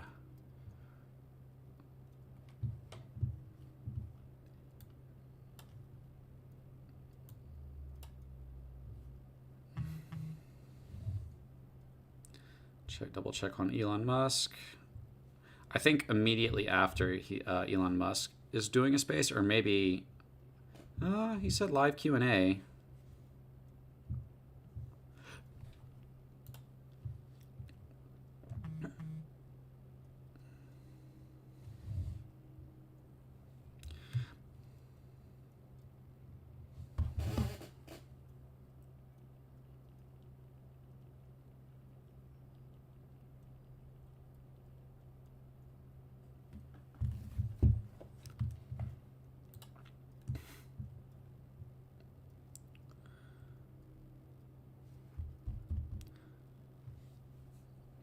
Given the severe risk here in lessons of 2016. But they see, the thing here is, didn't they allow all kinds of like insane lies about Trump to be publicly posted, and they probably fueled those, you know? I wonder what other involvement they have regarding Hillary Clinton and other people within the government whenever stories are coming out about them, as far as, oh yeah, you know, stop the reach of this. They're stopping what people would naturally do to suppress information. Insane, man. The level of dishonesty, the level of deceit.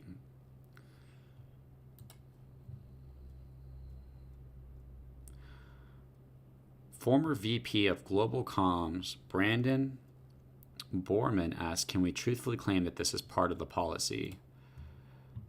To Ian's point, can we truthfully claim that this is part of the policy? As part of our approach to addressing potentially hacked materials, we are limiting visibility of related stories on Twitter while our investigation is ongoing. People having like a whole discussion on whether or not it should be. I bet this was happening on YouTube as well. I bet even like putting the title, Hunter Biden, in the title of a video, I bet that stops the video from getting out on YouTube. They heavily suppress and control the algorithm, and they use it to benefit the people that have bought them out, the people that want to control what everybody thinks, which is insane. It means the voices of the people is being suppressed.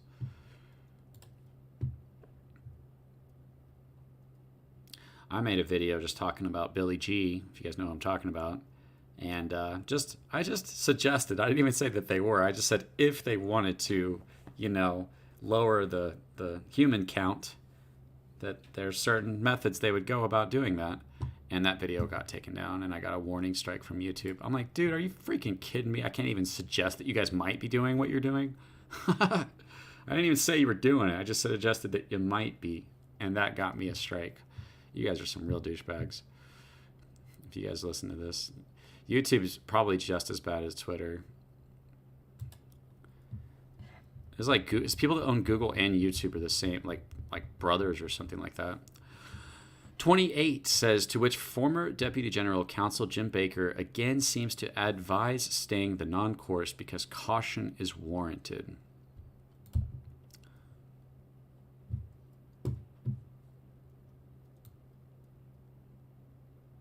It's annoying to have to keep doing this. I can't have multiple windows. Privileged and confidential, not anymore. I support the conclusion that we need more facts to assess whether the materials were hacked. At this stage, however, it is reasonable for us to assume that they may have been and that the caution is warranted. There are some facts that indicate that the materials may have been hacked, while there are others indicating that the computer was either abandoned and or the owner consented to allow the repair shop to access it for at least some purposes. We simply need more information. Okay, so they're admitting that they don't actually have a reason to be saying that it was hacked right now, right?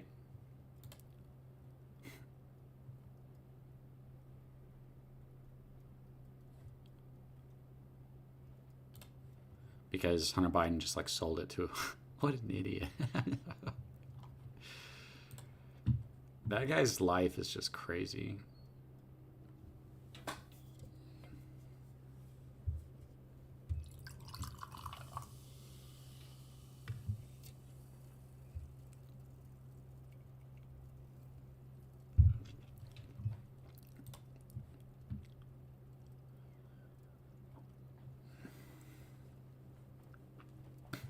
'29, a fundamental problem with tech companies and content moderation.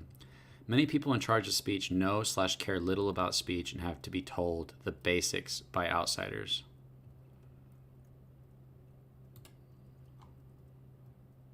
To wit.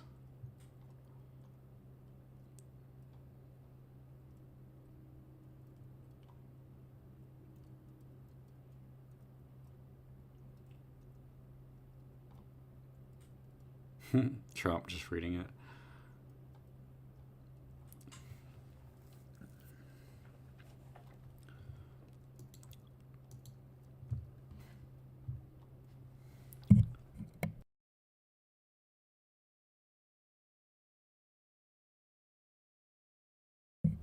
It's quite a long thread. I've never actually sat and waited for somebody to finish posting a thread before. 870K, yeah, he's almost to 900K.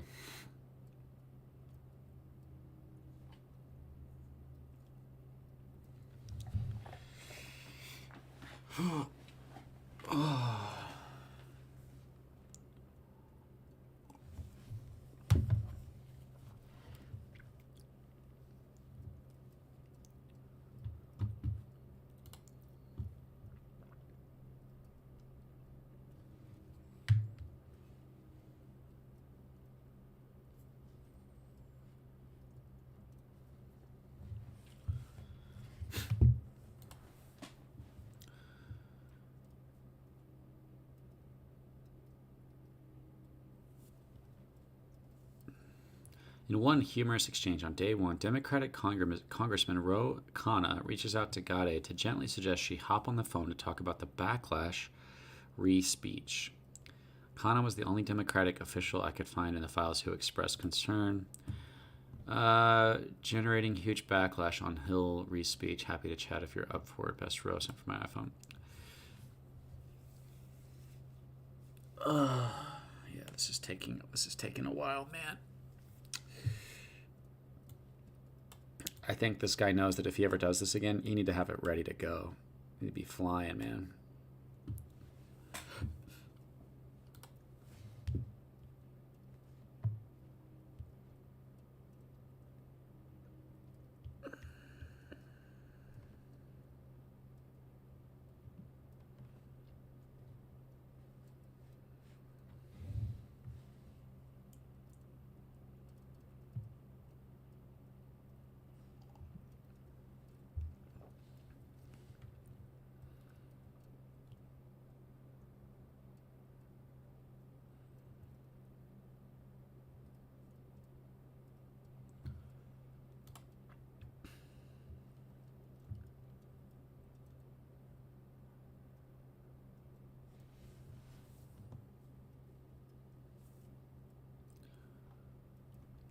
You know, they keep lying about Elon Musk.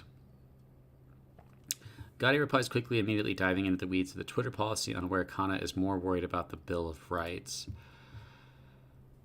Hi, Congressman Khanna. Thank you for your reaching out. We appreciate the heads up. We put out a clarifying thread of tweets earlier this evening to explain our policy around the posting of private information and linking directly to hacked materials. Press Secretary's account was not permanently suspended. We requested that she delete the tweet containing material that is in violation of our rules, and her account is restricted until she complies. I'd be happy to jump on the phone if helpful. My team is DC, Jessica, and Lauren, and are copied here and also available to discuss. Thanks. Huh. The New York Times put out a post saying that breaking news, hate speech on Twitter has jumped since Elon Musk took over. Researchers found out. Oh, I wonder how much they got paid. Musk sent up the bat signal to every kind of racist, misogynist, and homophobe that Twitter was open for business, the head of one of the research groups said. It's an article by the New York Times, and Elon Musk responded 5 hours ago saying, utterly false. Yeah, he literally has the statistics to show what is going on with his platform. Well, these researchers are probably not willing to show their work or how much they got paid. 876, you can do it, man. You can get to 1 million. I don't know who you are, but congratulations.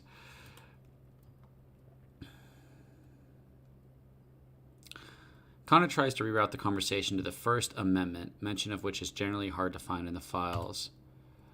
Rokana de Vijaya, God, Rokama. Hope your will, Vijaya, but this seems like a violation of the First Amendment principles if there is a hack of classified information or other information that could expose a serious war crime and the New York Times was to publish it. I think the New York Times should have that right. A journalist should not be held accountable for the illegal actions of the source unless they actively aided the hack. So to restrict the distribution of that material, especially regarding a presidential candidate, seems not in the keeping of the principles of New York Times versus Sullivan. I say this as a total Biden partisan and convinced that he didn't do anything wrong, but the story now has become more about censorship than relatively innocuous emails, and it's become a bigger deal than it would have been. It also is now leading to serious efforts to curtail Section 230, many of which would have been a mistake. I believe Twitter itself should curtail what it recommends or puts into trending news, and your policy against QAnon groups is all good. It's a hard balance. But in the heat of a presidential campaign, restricting dissemination of newspaper articles, even if New York Post is far right, seems like it will invite more backlash than it will do good. Please keep this communication between just us and Jack, and no need to see the team or forward to them. Just wanted to offer my 2 cents.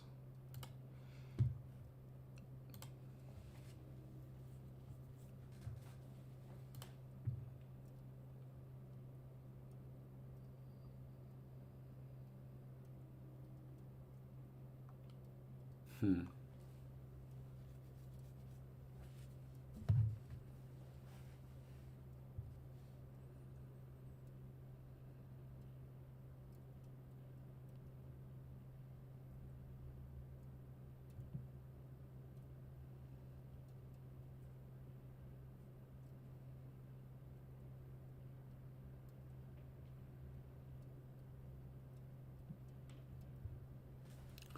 Can't wait to see how the left covers this in the news. It's going to be global warming with a hint of racism. It's per usual.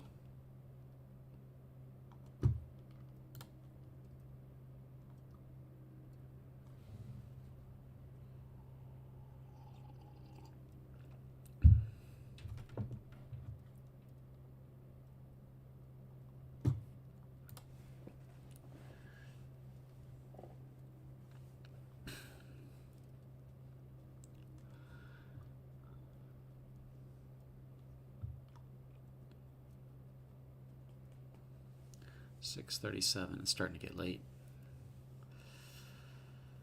Is this some baseball player? This guy plays baseball, and he became like a journalist or something.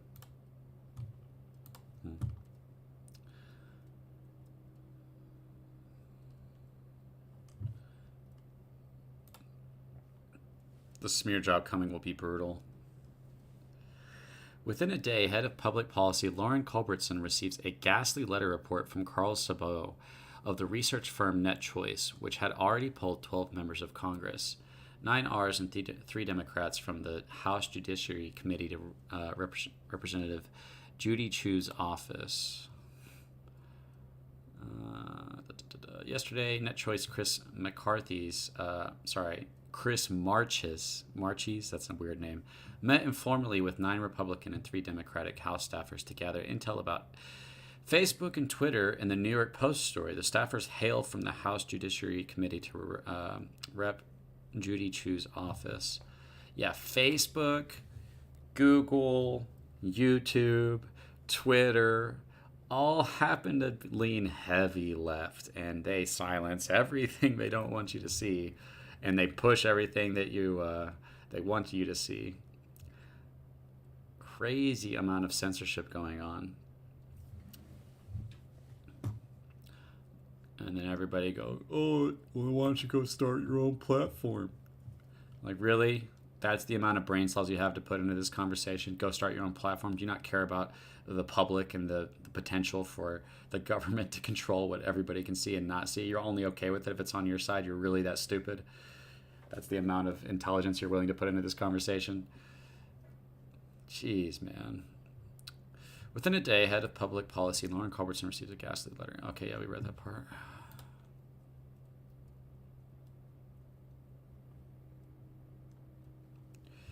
What do you guys think so far? For me, it's like, it's nothing like insane, but it is just confirming what we knew they were doing. It's not like we didn't know they were doing this. They clearly did this, and we knew they were doing it. It's just showing us their side of it. You know what I mean? So far, there's been no like groundbreaking information revealed.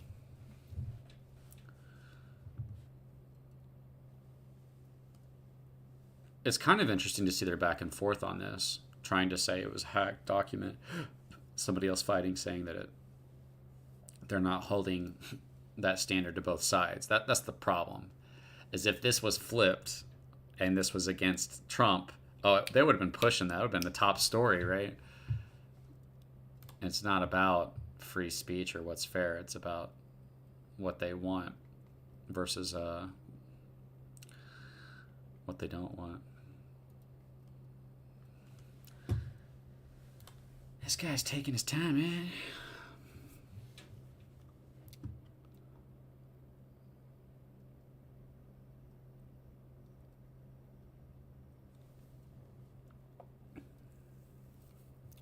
It's kind of hard to figure out where is this going. You guys know Elon Musk just met with the Apple guy. And apparently he said like, no, I'm not going to remove Twitter from Apple. I think you realize the backlash. It's like, if you keep going after Elon, everyone is willing to turn on you. We'll turn on Apple. We'll turn on Google. We'll turn on anything. Because what you're coming after is what we want. You're coming after us. If he makes a Tesla phone, I'll get a Tesla phone. You know what I mean? Which is interesting. It's like you're willing to destroy yourself because we're the ones that support you. We're what hold you guys up. Where are you guys getting all your money from us? Where do you get the power to do what you do from us? Who are you supposed to be serving? Us. What happens when you turn on us? We will start to turn on you. We will start to turn on you. And what it's doing is creating all these opportunities for, which is how it should be. The fact that the left controlled so much media is insane. All right, we got 34 out. Net Choice lets Twitter know a bloodbath awaits in upcoming Hill hearings, with members saying it's a tipping point, complaining tech has grown so big that they can't even regulate themselves. So government may need to intervene.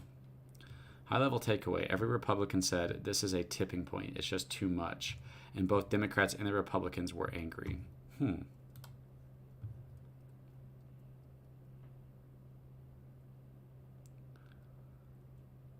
Stop suggesting people to me that I definitely don't want to watch.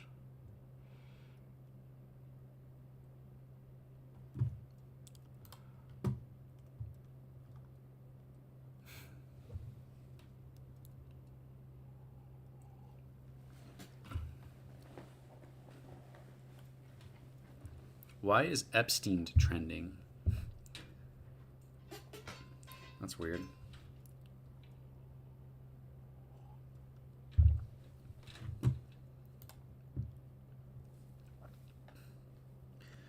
$35. Sabo reports to Twitter that some Hill figures are characterizing the laptop story as tech's access Hollywood moment. When asked just how bad the situation is, one staffer said, it's tech's access Hollywood moment and it has no Hillary to hide behind. Others were more blunt. Tech is screwed, and rightfully so.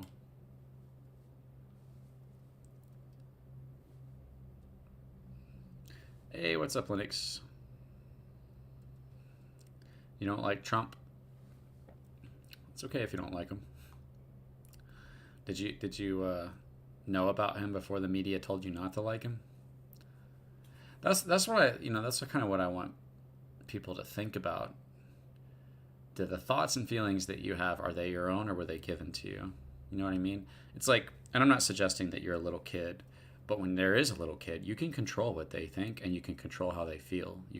They're very, impressionable. You can make them hate what you hate. You can make them love what you love. And people naturally do that when you teach your kids what to believe, so that a lot of their own thoughts are actually not their own, right? And many people instill bad beliefs within them. What effect does the media have on its population when it teaches them to hate somebody?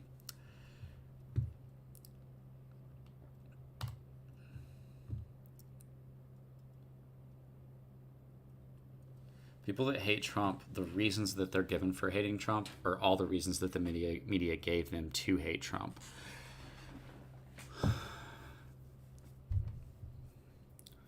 And I think that it's like, do you want to be mind controlled or not,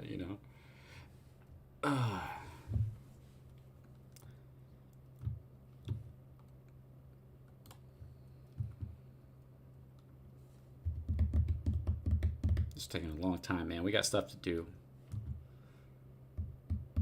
It's Friday, bro. It's Friday night. You gotta put these things out a little faster, Mr. Matt Tybee. 893.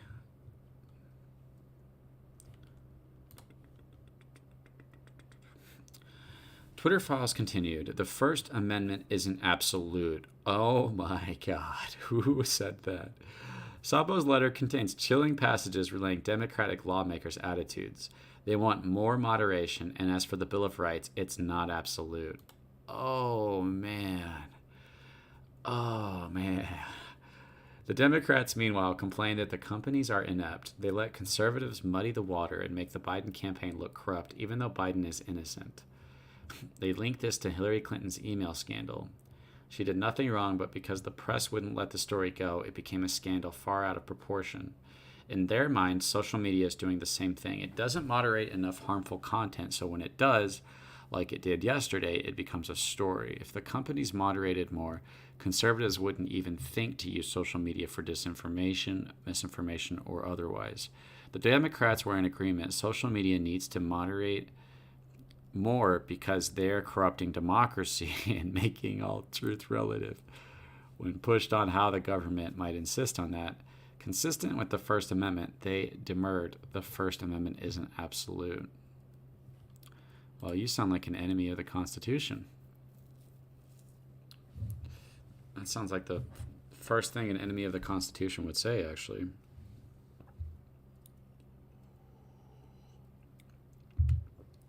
They really believe that Hillary is innocent and Biden is innocent?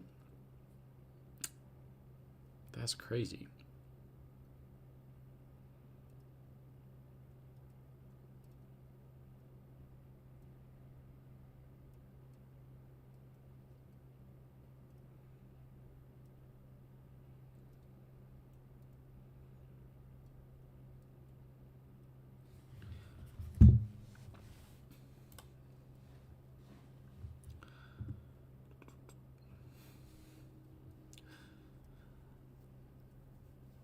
That's where, like, I think that there's corruption on the right as well. I also think that the system isn't set up very well for us.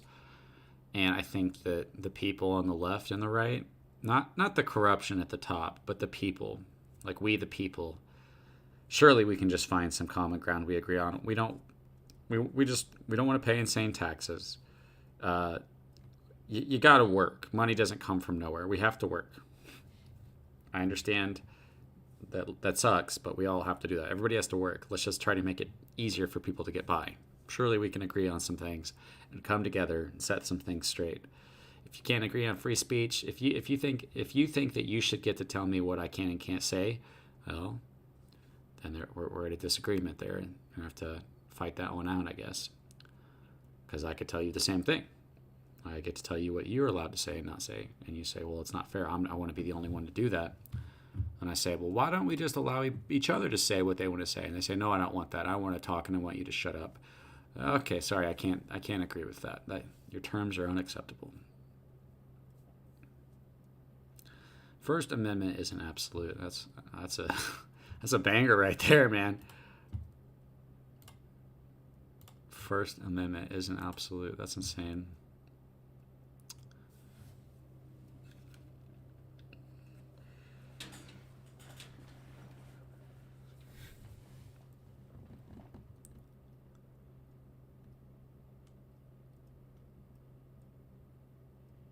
So who was it that said that? It was Sabo, this guy named Sabo. When pushed on how the government might insist on that consistent with the First Amendment, they demurred. The First Amendment isn't absolute. To me, it's like, that's what you're sworn to protect. It's like, that's your position. You know what I mean?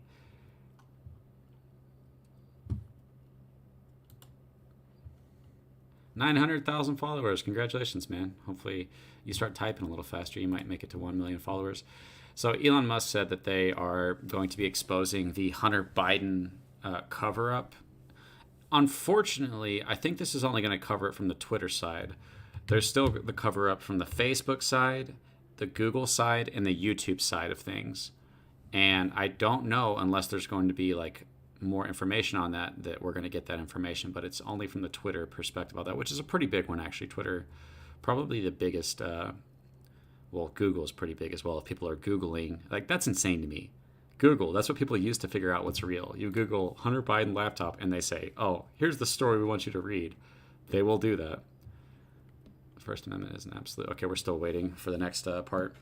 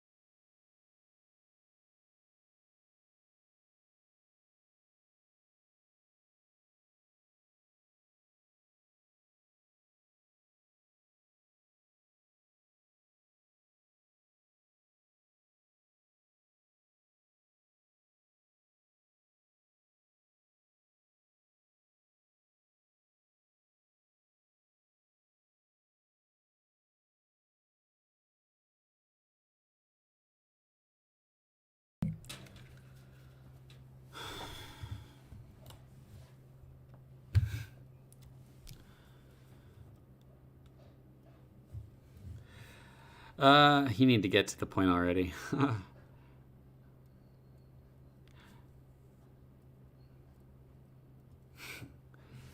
Yeah.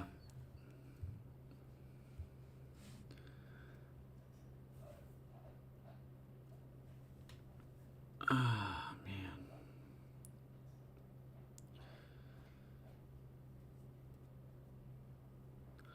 I don't think Elon's releasing the laptop files.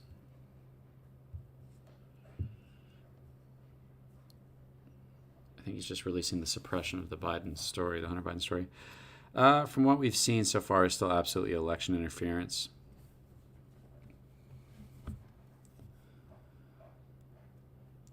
I don't think there's enough accountability within our system to matter. Like, they could literally just go kill people and then get away with it.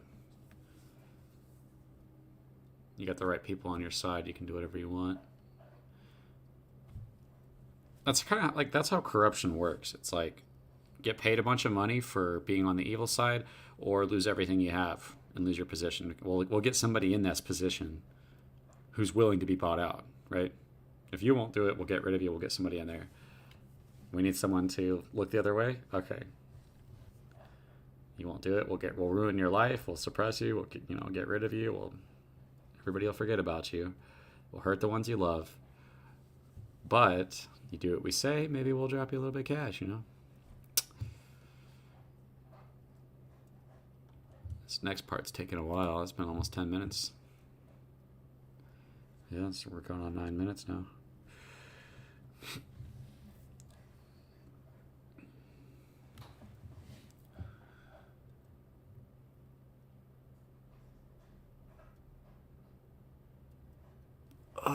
Yeah, I would suggest the next time.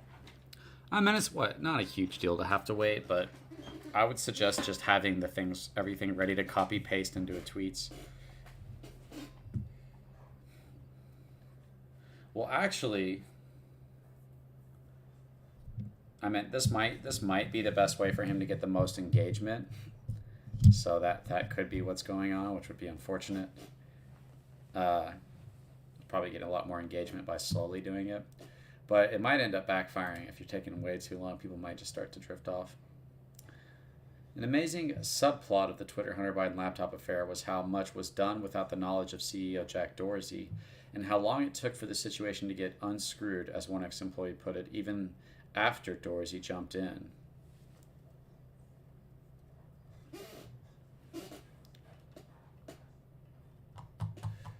Man, we did not need that.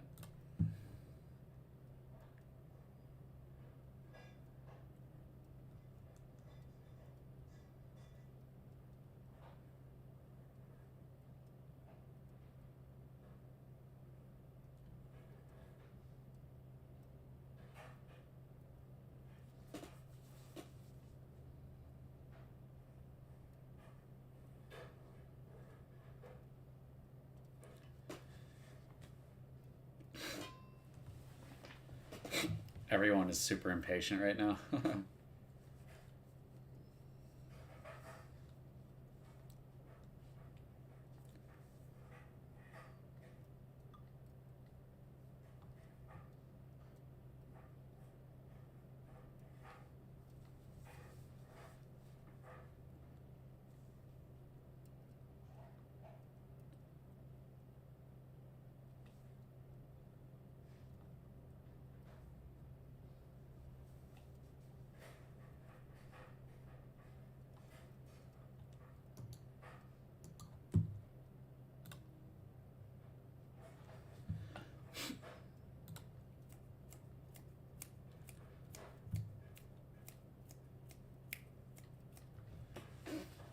Yeah, he's taking his time, man. I guess people are upset, but oh well.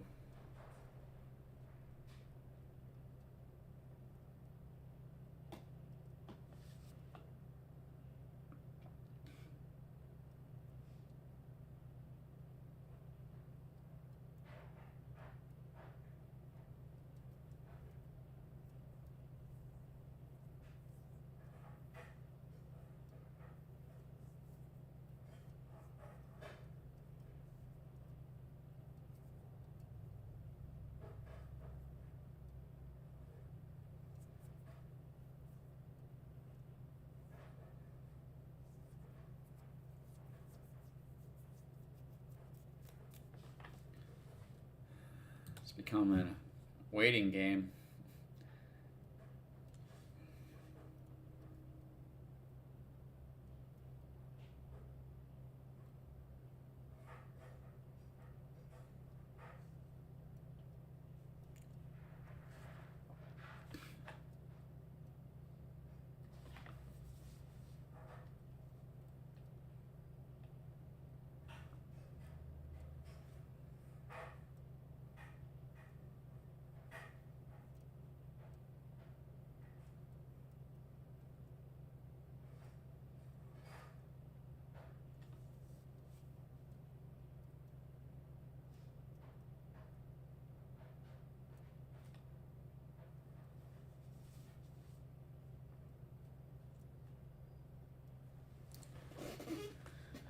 We the people, what's up, man? They ruin their lives who won't turn a blind eye unless you are already a billionaire who doesn't need them.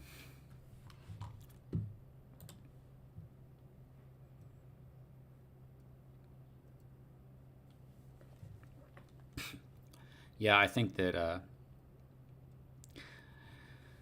Elon was this unexpected thing. Who would have thought that somebody would buy Twitter, right? And yeah, I mean, Elon Musk is just that smart of a guy. He's that smart to recognize that how important that is for humanity to have the capacity to speak freely. So if he hadn't have done that, everybody would continue to be squashed under the boot of the powers that silence the right with an unbalanced scale of judgment. Woo, man, I think this guy's back on the toilet or something. He like had to go take a dump.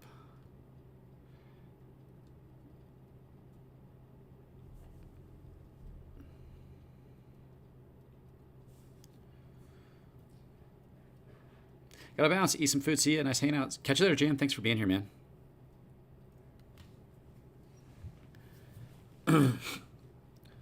Yeah, exactly. Yeah. So, honestly, like, I don't know where you guys stand politically, but when January 6th happened, to me, it felt like not only did they steal something, but then they also tried to paint something that wasn't that big of a deal as if it was the worst thing that ever happened, even though everything that it was happening the past year around the country was peaceful. It was like, and all the videos I saw of it were not peaceful. It was chaos and attacking and fire and people crying about their businesses. Oh, but it was peaceful. It's like the most hateful group of people I've ever seen in all of those. They had that in my state as well. I went to it. Most hateful group of people I've ever seen was those peaceful protests. Just for standing there, just for supporting the side. They have been brainwashed. It's amazing. They don't. Their thoughts are not their own. And yeah, so to get like for this to happen, for Elon to do this, it's like finally some type of W for us, because it feels like the Republicans aren't on our side, aren't doing their job. It feels like the system is screwed against us. It feels like everything is screwed against us, and we're just experiencing the wrath of Satan against humanity right now. An amazing subplot of the Twitter Hunter Biden laptop. Okay. Come on, Matt. Come on, little Matt. Let me see if Elon Musk is doing anything. This guy's taking a lot longer than I expected. I didn't expect it to take this long.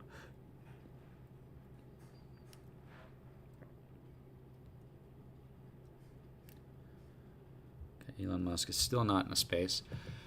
I wonder if Elon's hanging out with this guy or if Elon's just chilling at like Twitter HQ. You think that he would just be chilling, watching all this go down?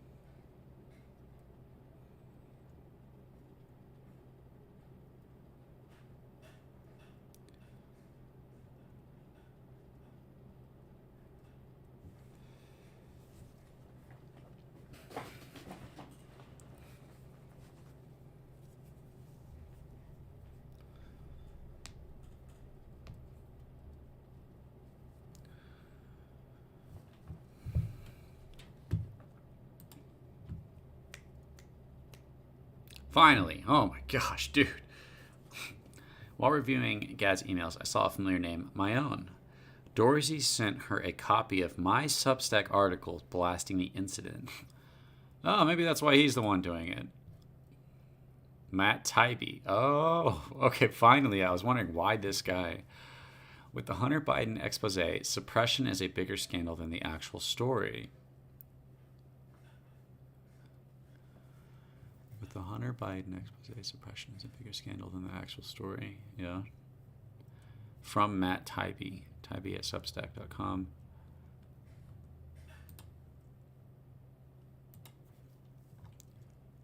Write another tweet for the thread. Wait 45.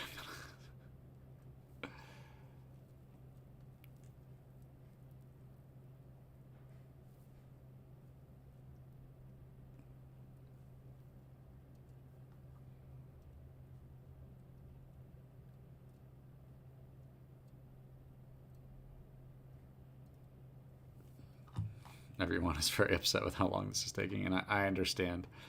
I don't know why it feels like he is going very slow.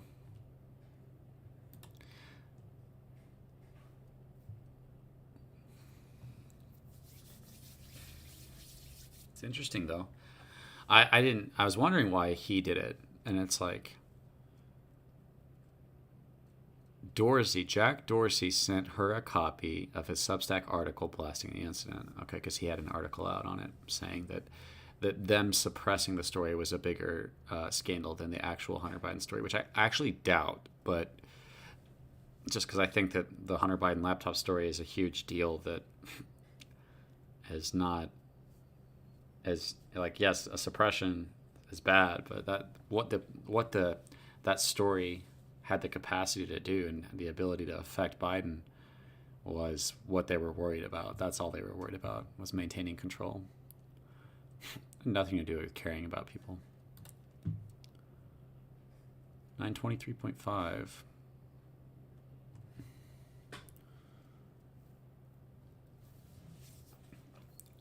What do you guys think in the chat? Curious your guys' thoughts. Thanks for stopping by, everybody. Thanks for the likes. I appreciate you guys supporting Apocalypto.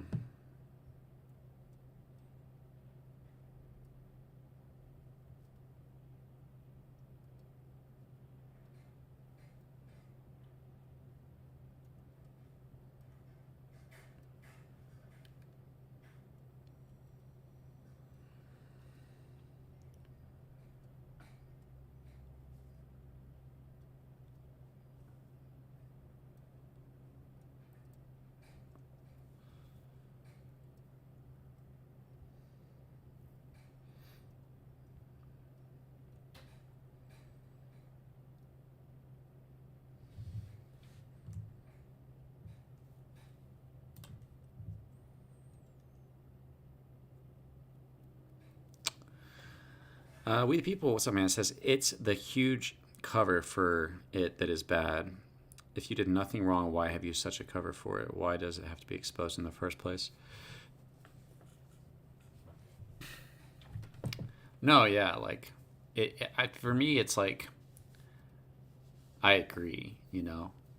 And I think that it's like, it's two different evils, you know what I mean? The evil of what happened with Hunter Biden connected to, you know, Ukraine and his laptop and his dad. And then there's a separate evil of the suppression of information to control an election. I'm going to get this channel banned. I know, YouTube. I know you guys are do not like that free speech thing, huh?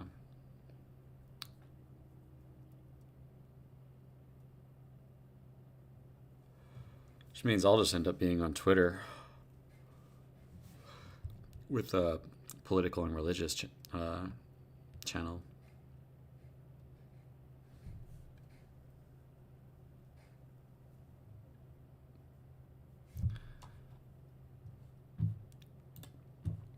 This is taking so long.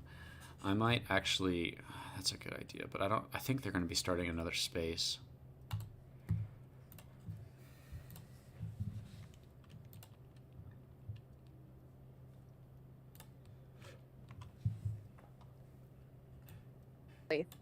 I'm curious to know all the investors that decided to go in with Musk on purchasing Twitter. And I know very one unpopular person in particular donated $20 million to this investment, which was Ken Griffin. But it seems that there was enough people who knew what was going on that they were willing to risk their money to expose this. So this is huge. Hey, Spence, I need to bounce. Tara, thanks for bringing me up. Kim, can I say one thing real quick? Sure. Yeah, go for it. Yeah, go for it. Thanks. So, being one of the former Alphabet boys not too long ago at DOJ, I'd like to get your guys' take on this. I'm hearing a lot about collusion with Twitter and the mainstream media. I don't think that's shocking anyone today, per se. We're not getting a document dump. There's going to be congressional committee hearings that are going to happen with the GOP in 2023. But we're talking First Amendment, right? The First Amendment is about government overreach, it's talking about state actors. I am curious slash concerned that we have no government emails, no, besides one or two, no government names put out in this. And without having a link of Twitter to the government as a state actor, your First Amendment case is essentially going to fall on its face. I mean, there's disparate treatment, but if you're going to bring a First Amendment case, which I've been defending and bringing for over 15 years, if you're not going to make Twitter into a state actor, your case is going to go nowhere. And I have seen nothing tonight naming people, showing unredacted government emails, because Twitter was not doing this on its own. They were in contact with, I was there when they were in contact with DOJ. They were in contact with the feds. None of that was shown tonight. Well, this is beyond a First Amendment emails case. Like in the early ones, there are emails to the government. He redacted their names. So Twitter, Elon Musk has those people's names. Obviously, he can't reveal them because there may be a case ongoing in the future. Well, and also of course, that's not completely correct, because the Biden team is mentioned in the messages. Also, the DNC is mentioned. Obviously, I'm talking about names, Kim. Names. He's not going to reveal the names publicly. Obviously, they're not going to. Obviously, they're not going to put out the actual names just now. Why is that obvious? This is because that's up for the investigators who are going to look into this. So what he has done, he has produced now the environment for a proper investigation. And in that investigation, information will be demanded. Elon did not have to put out any specific names or emails here. There's enough information to justify the investigation, which will then reveal all the deep details. There's enough to bring Jack Dorsey and Vijaya in to testify before Congress, and they can't lie now because the information's out there on the internet, which is going to get them to expose the actors. And this is what we said at the beginning of the call. Finding the chain of command that went through to tell Twitter to do these things is going to lead back to the source. Right. Correct. Right. There's a new tweet from Matt. He says, there are multiple instances in the files of Dorsey intervening to question suspensions and other moderation actions for accounts across the political spectrum. Sounds like Jack Dorsey's a good guy here. Yeah, and I had a bad opinion about him during the suppression of everything that's going on. The same with Zuckerberg. And I really think these were two younger gentlemen who were put in a position of extraordinary power and money, who have been taken advantage of by what is happening with these institutions and political parties, telling them and forcing them through a weaponized FBI, CIA, whatever you want to call it, to make these decisions. Now I'm sitting here wondering, how much does SBF know? This all comes out directly after the FTX blow up, which I'm telling you, I'm speculating, but the Clintons are heavily involved in FTX and SBF, which is why they ended up in the Bahamas. This is... That's big. And one thing that's worth pointing out is that while the government was, actively suppressing people in 2020, in 2021, they tried to introduce the Disinformation Governance Board once Biden took power. And that woman, she's no longer with us. She works for the British government now, doing the same thing. Imagine that. Okay, so she was going to be put in charge of the active suppression of so-called political disinformation, right, from any party, whether foreign or domestic. And thankfully, Jack Posobiec, right, he actually got to it. He's the one who named her, right, to my knowledge.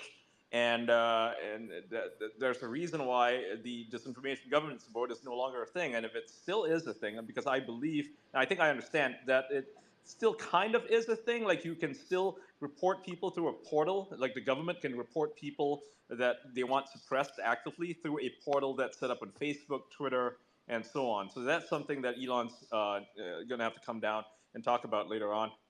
And it's funny you brought that up, Ian, because not even just a few nights ago, we were hosting the call on Tim Pool and Kanye West. And I'm not trying to say that Kanye is credible or any one way or the other, but he was specifically talking about Harley Pasternak and how he was a Canadian defense military guy doing PSYOP missions on our celebrities, which we all know Hollywood was our first form of propaganda being pushed out into the American political system during these big campaigns, especially in 2016. Mm-hmm. So how many foreign actors are actually involved in manipulating our elections, and how many people in our government right now are in with them? It's basically Five Eyes. So what they do is, I'm sure Kim can speak to this, is they will have a foreign government spy on a domestic citizen, and then get that information from that foreign government, so that they don't have to spy on themselves technically, because every country has a kind of law that says that you can't spy on your own people, right? That's against the law. So especially the U.S. government. So they will have, say, the Canadian government or the British government or Australian government come in and do the spying for them, and then feed them that information, or just tell them where to go, where to look. Yeah, so they are circumventing national law just by this method that you've just described. The U.S. is opening up all the communication channels to the British GCHQ. They then spy on all the communications of all the Americans, put it in a spy cloud that they share with the US spies, and therefore they are still spying on all Americans, just using a third party in a different country that is closely allied with them. And by the way, the same thing happened in my case, where the New Zealand GCSB was spying on me, was feeding all that communication into the spy cloud so the US could access it. And again, using this method to circumvent the law. Mm-hmm. Just extraordinary. And what a watershed moment for Jack Dorsey, who kind of has been trying to get his side of the story out, pretty much saying in so many words that, hey, I wasn't complicit in the most egregious elements of what ended up happening here, and even going so far as to issue a couple straightforward apologies, right? Well, now we have a paper trail to prove that. So this is really a watershed moment for Jack Dorsey. And I'll just add this one last thing, because I do think it's notable. Both Jack Dorsey and Elon Musk, Gen Xers, I do think that I also think that's symbolic of perhaps a generational gap of values, a differentiation there, where here you have both Elon Musk and Jack Dorsey, Gen Xers, who seem to espouse and value freedom of speech, perhaps more so than the younger generations. Perhaps I'm overly generalizing. What do you say, Ian? I think that's just a second here.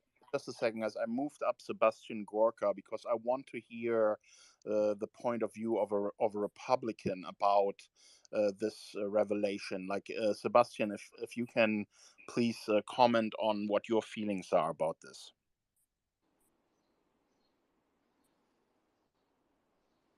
Sebastian, if you're speaking, please hit the unmute button on your mic. Lower left. Yep, bottom left. You might still be connecting, though. Hello, can you hear me? Yep. You're coming through. All right, so 30 seconds, just with one proviso, not a Republican, a conservative. I want to be the sanity check, and I want to be the second to my buddy Crypto Lawyer. I don't know why everybody's so excited. I just don't get it. Everybody needs to take a cold shower. We have not seen any evidence of a felony committed by people in the government. If this is just a way to, get us excited before Christmas, it's great.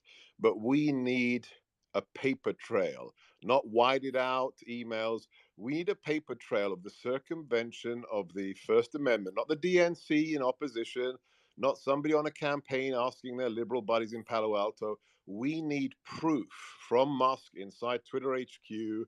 I'm sure he's got it, but this is a big nothing burger so far. The drip, drip, drip is smart. That's what we learned from Andrew Breitbart. But we need evidence of felonies. Crypto lawyer is right. So that's my little sanity check for everybody. But I appreciate the mic. I'll be honest, what I appreciate the most of all of this is the privilege of being able to even talk about it. Because let's face it, just a month ago, we couldn't say half of the things we're saying on Twitter because we would have had our account suspended. No, agreed. I'll give you that. Yeah, the other thing, that I said earlier, Elon at this stage, together with Matt Taibbi, don't have to release any more specifics, because what they have shown is already, by revealing some of these messages that clearly mention the Biden team, clearly mention the DNC, they open the door for an investigation. And I'm pretty sure this information that they didn't have to release will then be subject to the investigations in the House or in the Senate. Well, here's what's interesting. I can see the Texas AG, right? I mean, he's been pretty diligent about this. Missouri AG has also been pretty great. And of course, DeSantis's people, right? They're going to be jumping on this, and they're going to be using this against the Biden administration to take them down, right? But you need a prosecutor. You need a prosecutor with balls. The GOP is going to do this. The GOP in the House, the GOP won't do it. McCarthy is not going to do this. The DOJ is run by Lisa Monaco. Merrick Garland is a meat puppet. The DOJ will cover this up and will be shredding stuff tonight. And it's going to have to be a local sheriff, a local prosecutor, some crazy guy in Florida, some crazy guy in Texas, because it's not, I guarantee you right now, nothing is happening in the swamp. Nothing. Well, and Ian just said, when I brought up Sidney Powell, you said she was, I forgot what you said about her, but she's crazy. She doesn't have the ability to she's do it, right? Right. Fruit bat. She's crazy enough to actually prosecute. She won't be the one we need, right? We need somebody who's actually in a position of power right now. And I'm looking at, DeSantis's AG, right? I'm looking at Texas's AG. I'm looking at Missouri's AG. They're already on the ball for this. They're already taking the DOJ and all these tech companies all to task for different issues, right? Over censorship of people who live in their states. And so this is one more thing they could add onto their case and actually make it the main part of their argument. I mean, keep in mind, these they get together and they can launch a massive case. Like all these different states can come together and say, hey, we're taking you guys apart. We're going to take you to task. And this is going to be the states versus the establishment, right? This is not the DOJ that we're counting on. We're counting on these local AGs to do the job, because that's what they're elected to do. And I can 100% guarantee you that they're paying attention either to this chat, they might be in here, their staffers are, I know that for a fact, or they're going to just be looking at Elon Musk's thread, and they're going to be looking for advice from their own people, right? People are going to be asking them, calling them up. Here's my question to everybody that's up here right now. Do you think there's enough probable cause posted already to warrant an investigation? And if they did an investigation, what are the chances that Musk is already hiding? Like Sebastian said, he already has the information. So if the 100%. Investigation falls flat, prepared, right? Musk, yeah, because he has ordered this a few weeks ago. So more than that, right? Longer than that. So he knows what's up. They have this stuff planned out, right? So there's probably a parcel of information, the same parcel that they gave to Matt Taibbi, except it's going to be unredacted. It's going to have all this information in there. It's not going to have one journalist looking at it and deciding what to post. It's literally just all that information provided to the AGs, and they're going to decide what to do with it, right? It's a team, like massive teams of lawyers, entire state departments are going to be involved in this, or at least it could be. That's my wish. So here's why I think no one needs to worry about this not being big enough, okay? Elon tweeted out 3 hours ago, we're double checking some facts. So it means his legal advice was probably not to go all in with all of the information. And he would have received the advice that by putting out just the crucial bits, that show this kind of collusion, that he doesn't have to release all of it because it will come up in the wash of these investigations anyway. So in a way, very smartly done, providing just enough information that there will be proper investigations, and then the information will be subpoenaed. They will have to provide full discovery about all the emails, and in that process, everything comes out. So Elon didn't even have to take the risk to point the finger at individuals. Yoel Roth is losing his mind right now. Oh, I bet. I really quickly wanted to invite Mooch to the stage. Hi, Anthony. I don't know if you wanted to chime in. Read the, I just want to make sure you have the opportunity. Yes, please go for it, and then we'll go to Mooch. So Yoel Roth, who is, as we all know, is the former global head of trust and safety, he is directly involved in all of this. He's losing his mind over Elon Musk releasing all the files showing the political censorship inside of the company. And this is what he posted on Mastodon, right? Mastodon's that terrible platform that they're using now. He said, publicly posting the names and identities of frontline employees involved in content moderation puts them in harm's way and is a fundamentally unacceptable thing to do. So he doesn't like the fact that he just got exposed, and the fact that his buddies, who are all involved in this collusion, right, to suppress free speech, to suppress political reporting by the New York Post and Fox News and others, he is upset that he has been exposed. So Twitter's employees, former employees, I should say, because Elon fired all of them, are quite upset about all this. Not Ligma. Not Ligma, no, he's back there. Ligma and Johnson. Yeah, I don't think anyone's feeling too bad for Yoel right now. I mean, no. This is part of the consequences of essentially playing this significant a role, which equates to general election manipulation. I agree with what Kim was saying before. This story had such a potential consequence to it that it really could have had a high probability of producing a different outcome. It's just extraordinary that he even is rebutting with this level of hubris under the circumstances, in my opinion.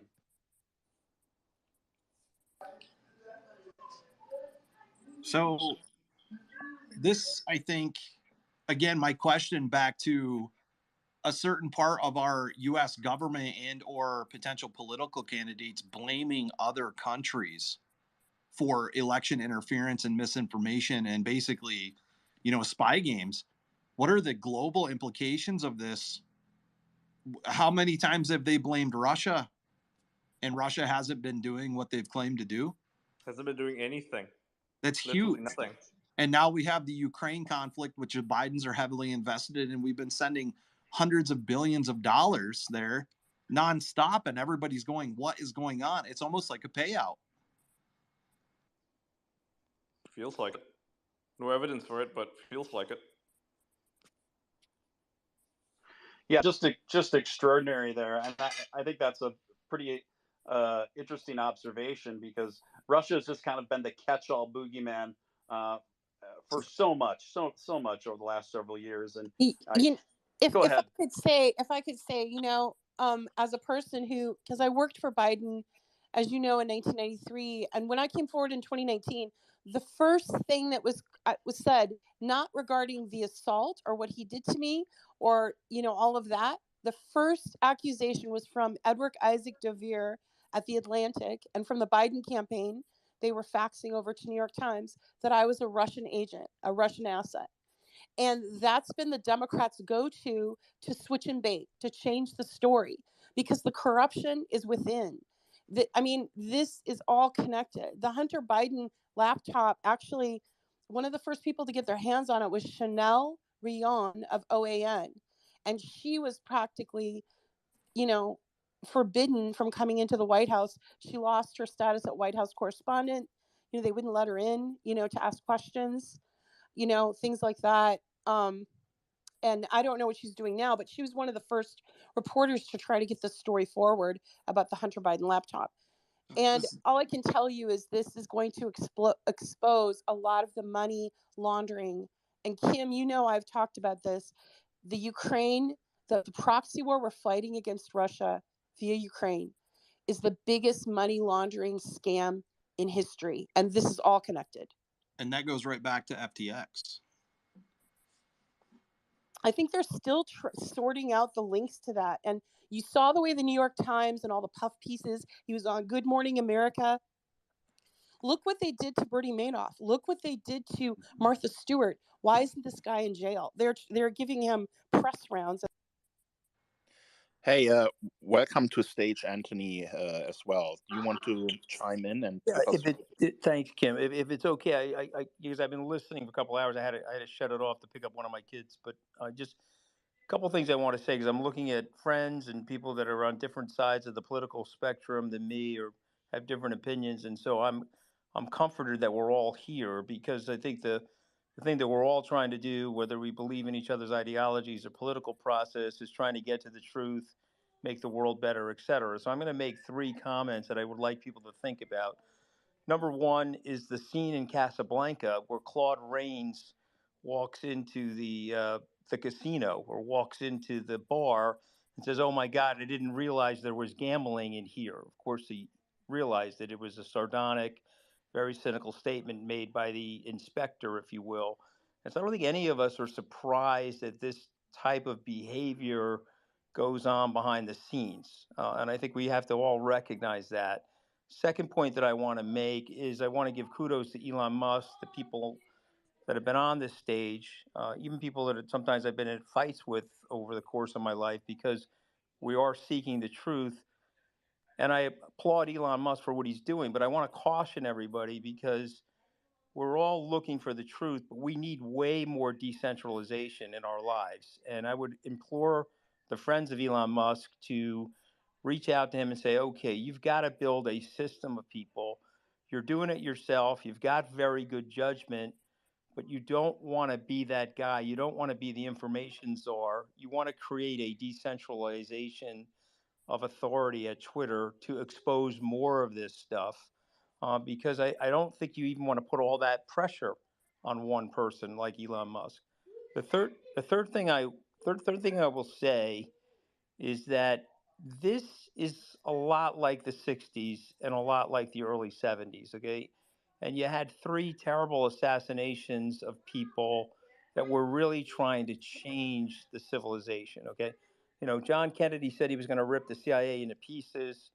Robert Kennedy was trying to seek peace and social justice through his platform, and obviously the Reverend Martin Luther King Jr. And then right shortly thereafter, you went into Watergate. So this is my last point. I'll let someone else speak. I'm optimistic about this, and let me explain why. The exposure and the antiseptic, the sunlight of the antiseptic, will actually lead to more freedom, and it will force out people. It'll force them out of the holes that they're in, if you will. And I think it will make for a fairer society. So I applaud Elon, but I'm telling you, you don't want him to be the sole information czar. And if anybody knows Elon personally, if you could ask him to please have my account unshadow banned, I would greatly appreciate it, because I've got 1 million followers and I get the engagement of somebody that has 2,000 followers. Okay. Yeah, so, I never see your tweets. Yeah. And also, yeah, thank you for that. Yeah, those are my comments that I could take any question based on my governmental experience. There's a new Matt Taibbi thing, so I'm going to have to interrupt you for a second. Yep. I'll read out his Okay, tweet. actually, I have a question for Anthony. Anthony, I Time really out. Just a minute. Just a minute. There's a new release on the thread. Yeah. So he goes, the problem with the hacked materials ruling, several sources said, was that this normally required an official or law enforcement finding of a hack. So, you know, a police officer had to contact them, or an FBI agent or whatever, right, and said that, hey, this is hacked, remove it. But such a finding never appears throughout what one executive describes as a whirlwind 24-hour company-wide mess. And this is a very long email, so I'm going to, read this out to you. He says, hi, owls, owls being the people who work at Twitter. As you probably are aware, Twitter action tweets yesterday relating to 2 New York Post articles that were tweeted out allegedly included pictures and screenshots of emails from a laptop that was allegedly belonged to Hunter Biden, presidential candidate Joe Biden's son. Our teams made the determination that the materials fall under our hacked materials policy, in addition to sharing personal information, so links were actioned. By action, they mean like they banned them, right? So as you may know, this existing policy framework was launched in 2018 to mitigate real-time harm based on hack and leak scenarios coming out of the 2016 election. Several high-profile accounts, including press outlets, were impacted by this decision and were actioned. Unfortunately, the language that was provided in the product may have created confusion, and in brackets here's including the links were spam or unsafe. Okay. Consequently, Twitter safety explained their reasoning here in a thread. This morning, the New York Post tweeted additional links to stories that contain pictures and screenshots of emails that we also actioned. So they banned additional links. It wasn't just the one, okay? The teams determined that a Trump campaign tweet that previously was actioned for containing PPI, that's hacked materials, would not be reactioned when it was retweeted without the PPI blurred. So they had to blur it out. I know there are questions that you probably have and are also probably getting a lot from incoming from stakeholders such as governmental, academic, civil society, etc. The last 24 hours certainly has been a whirlwind with lots of curves and unknowns, and we fully expect that the issues surrounding the matter will continue to swirl in the coming days. So thank you to everyone for your patience. So yeah, they had a little meltdown in Twitter HQ because they decided to ban free speech and ban reporting of a very, very important story. I mean, wow. essentially, these parties blaming this on Russian disinformation and going after Putin is the false flag that everybody's been looking for. It's literally a false flag. Yep, the Russians didn't do anything.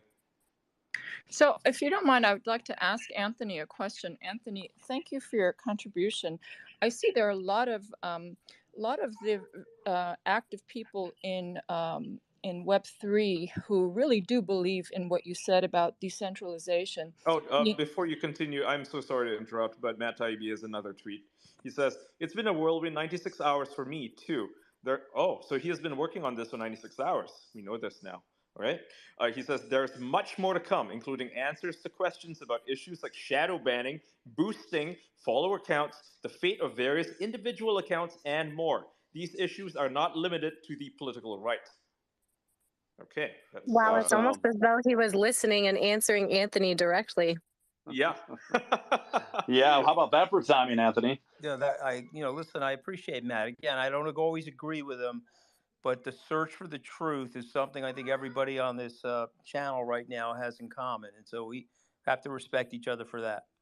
So, Anthony, to some of the most active thinkers and leaders in who are advocates of decentralization, what do you think the best way to go forward in achieving what you said is? Because I hear this in spaces all the time, and there are many people here who really agree with what you said. Thank you. Well, I mean, there are smarter engineers than me that are probably on the spaces right now, but I think somebody like Elon Musk, who is a student of history, recognizes why he is so successful here in the United States. You know, the founders set up a decentralized government here. The reason why it's not working as well as we would all like it to work is the two parties have hacked the system and really just created a swirling elite at the top, which was probably not what the founders were intending the thing to be. You know, if you remember, they were coming to this country to break up the idea of the aristocracy, to break up the idea of tyranny. And the reason why the country's the longest standing government, 246 years old, is because it's anti-fragile as a result of the separate but equal branches. I mean, not to make you guys laugh, but I was in a meeting once where President Trump was telling Paul Ryan that he worked for him. And Paul Ryan was saying, no, those are different articles of the Constitution. I don't work for you. I'm in a separate but equal branch of the government. And why am I bringing this all up? Because what we find is when we engineer things that are decentralized, where no one person has the authority, you end up getting something sturdier. And all I'm saying is if Elon right now is doing this as a patriot or as a revolutionary, sort of I don't want to, this analogy you guys are probably going to laugh at, but sort of like a George Washington figure that many of us trust to try to get to the right answer, he's going to need other people in the room, men and women, different ideologies, different frameworks of thought to help him build a system of truth seeking. So this way, no one person is going to be blamed, or this won't happen again. Because what happens sometimes with our ideology, we get very righteous, and then we want to screen out the people that we disagree with. This is why, I was on a Spaces a few weeks ago with Kim. We were talking about FTX, and I admire Kim because he may not agree with, I love America. I'm a patriot. I've worked for our government. People know that. I've traveled with the American military to Iraq and Afghanistan. I love our troops. But I think you need dissent, and I think you need people out there that have opposing points of view, because it makes us stronger if we can unite ourselves and give a little to each other. And I'm just saying this, it's very important for Mr. Musk and the people at Twitter. They have found this problem. It's an atrocious problem. He can fix it, but he shouldn't try to do it by himself. That's the only thing I'm suggesting. And Matt just tweeted, "Good night, everyone. Thanks to all those who picked up the phone in the last few days." And also to Anthony's point, I went to Iraq when I was 20 years old.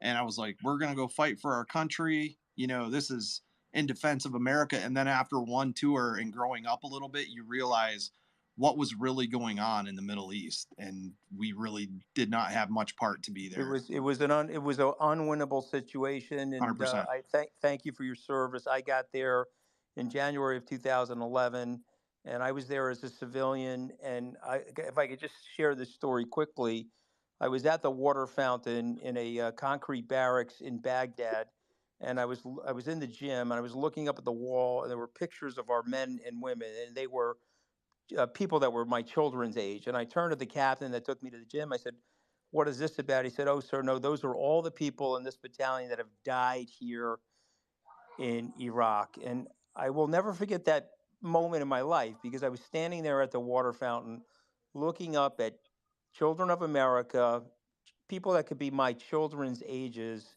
that were lost in that war. And so more decentralization, more dissent will slow down central authority decision making that sometimes leads to catastrophic situations. Yep. Less Patriot Act. By the way, guys, let's not. Elon Musk tweeted at Mike Solana, who was quote tweeting Matt Taibbi about the request to take down, to handle those accounts, right? The ones that were posting Hunter Biden's information. Elon Musk quoted him and put in quotes, "handled," right? Oh, he's trolling. He's already trolling. And then he says in another tweet, he says, "If this isn't a violation of the Constitution's First Amendment, what is?" It's a good question. That's exactly right. And there's one important point I want to point out that we haven't talked about. And that is the deep state selected Joe Biden to be their president. And this is evidenced by more than 50 former senior intelligence officers outlining their belief that the recent disclosure of emails allegedly belonging to Joe Biden's son has all the classic hallmarks of a Russian information operation. Just remember that. It's those spies, those members of the deep state that triggered this entire media lie that this is all disinformation. These spies are our core problem. They are actually running things in the United States. They are the deep state. They are picking who is going to be the next president. And Trump was a major error. He should never have become president. They wanted Hillary. This whole thing in Ukraine would have happened 4 years earlier. These are the people you need to be most suspicious and most worried about, because they are controlling what's happening in the United States. You guys want to hear something extremely ironic? YouTube has just banned my live stream. Took me down to 0 viewers from, I think, over 300. Literally just banned it, and I'm sitting at 0 viewers, still going live, but nobody can view my video. I'm getting DMs saying when they click on it, it does not go to anything. Wow, that's interesting. I wonder what. I was just going to say I'm going to take this entire call and put it on YouTube, but now I mean, it might get our accounts suspended. I think my YouTube channel will be gone tomorrow. Put it on Rumble. Put it on Rumble. It's a free speech platform. Well, I want to thank you guys for having me. I got to put my kids to bed, but I've enjoyed this tonight and listening to everybody, and absolutely I appreciate everybody's contribution. Thank you again for allowing me to come up and speak. Hey, thanks for coming through and mixing up with us, Anthony. Appreciate it. Yeah. Elon Musk just tweeted another thing. He said, Twitter acting by itself to suppress free speech is not a First Amendment violation, but acting under orders from the government to suppress free speech with no judicial review is. That's a good point. Are these under his profile or another person's? This is under his. He's tweeting. I mean, use the tweets and replies thing. You'll see his latest tweets. Oh, okay. So, yeah, he was just responding to something from the Hodge twins. Yep. And that's 100% spot on. So, like it's a private platform. Twitter can do what it wants. But when it's being told to do something by a government organization that is no longer, right, a private issue, it becomes a government issue because that's an order from on high. And that's what makes it a First Amendment violation. So there is 100% a First Amendment case against the current administration for what they did here. Agreed. There's a couple hands that have been up for a while. Why don't we go to Ursich and then David? Yeah, perfect segue. I shared an article that was headlined that was a media suppressed article where Twitter got sued in 2021, as well as other named senators for First Amendment violations in coordination with state officials. So it runs right in line with, I don't know who was sharing that information about it not being a violation of the First Amendment unless it's under directive. So I shared the article link, I shared the headline, but if you try to click it, you won't find it very much on the internet because Google scrubbed it pretty well. So just wanted to share that. All right, thank you. I still think everybody is talking about First Amendment and whatnot, and I think it's extremely important. But the implications of the global effect of blaming another company for something as interfering in an election to the point to where you cause international dispute. Country, you mean, not company? Country. I'm sorry, country. Yeah, they blame Russia for everything. Yeah, and then they use that to justify action against that said country. You now have an instance where said country that's been blamed has the right to come at you, multiple legal, geopolitical legal means to come at you for trying to create a situation where we have a proxy war in Ukraine between the UN, NATO, Ukraine, Russia. It's mind-boggling. I mean, the corruption is next level. I mean, when you look at this, the CrowdStrike depositions regarding the alleged DNC hack were leaked. And the CEO basically said there was no evidence of exfiltration of the servers, right? There is no evidence. These stories that they've pushed to, assault the presidential candidate and the sitting president of the United States isn't just limited to the damage done to the election by suppressing the Hunter Biden story. The FBI was in possession of this laptop in 2019 when Ukraine impeachment happened, and they didn't provide exculpatory evidence. I was just in a space with the New York Post reporter who published this, and to this day, she hasn't been interviewed by the FBI, even though the whole alleged reasoning for this, it was hacked materials, which is irrelevant. If you look at the Pentagon papers, it doesn't matter where the materials are from. If they were leaked, they were hacked, etc. If you are a press organization, you played no role in the leak or the hacking or the theft, and this is a public value and substance, that alone provides First Amendment protections. But to allow, it arguably changed the 2020 election with this incestuous relationship between big tech and the federal government. You have a revolving door. I mean, Jim Baker, who was counsel at Twitter, was one of the people who led the Russiagate witch hunt hoax.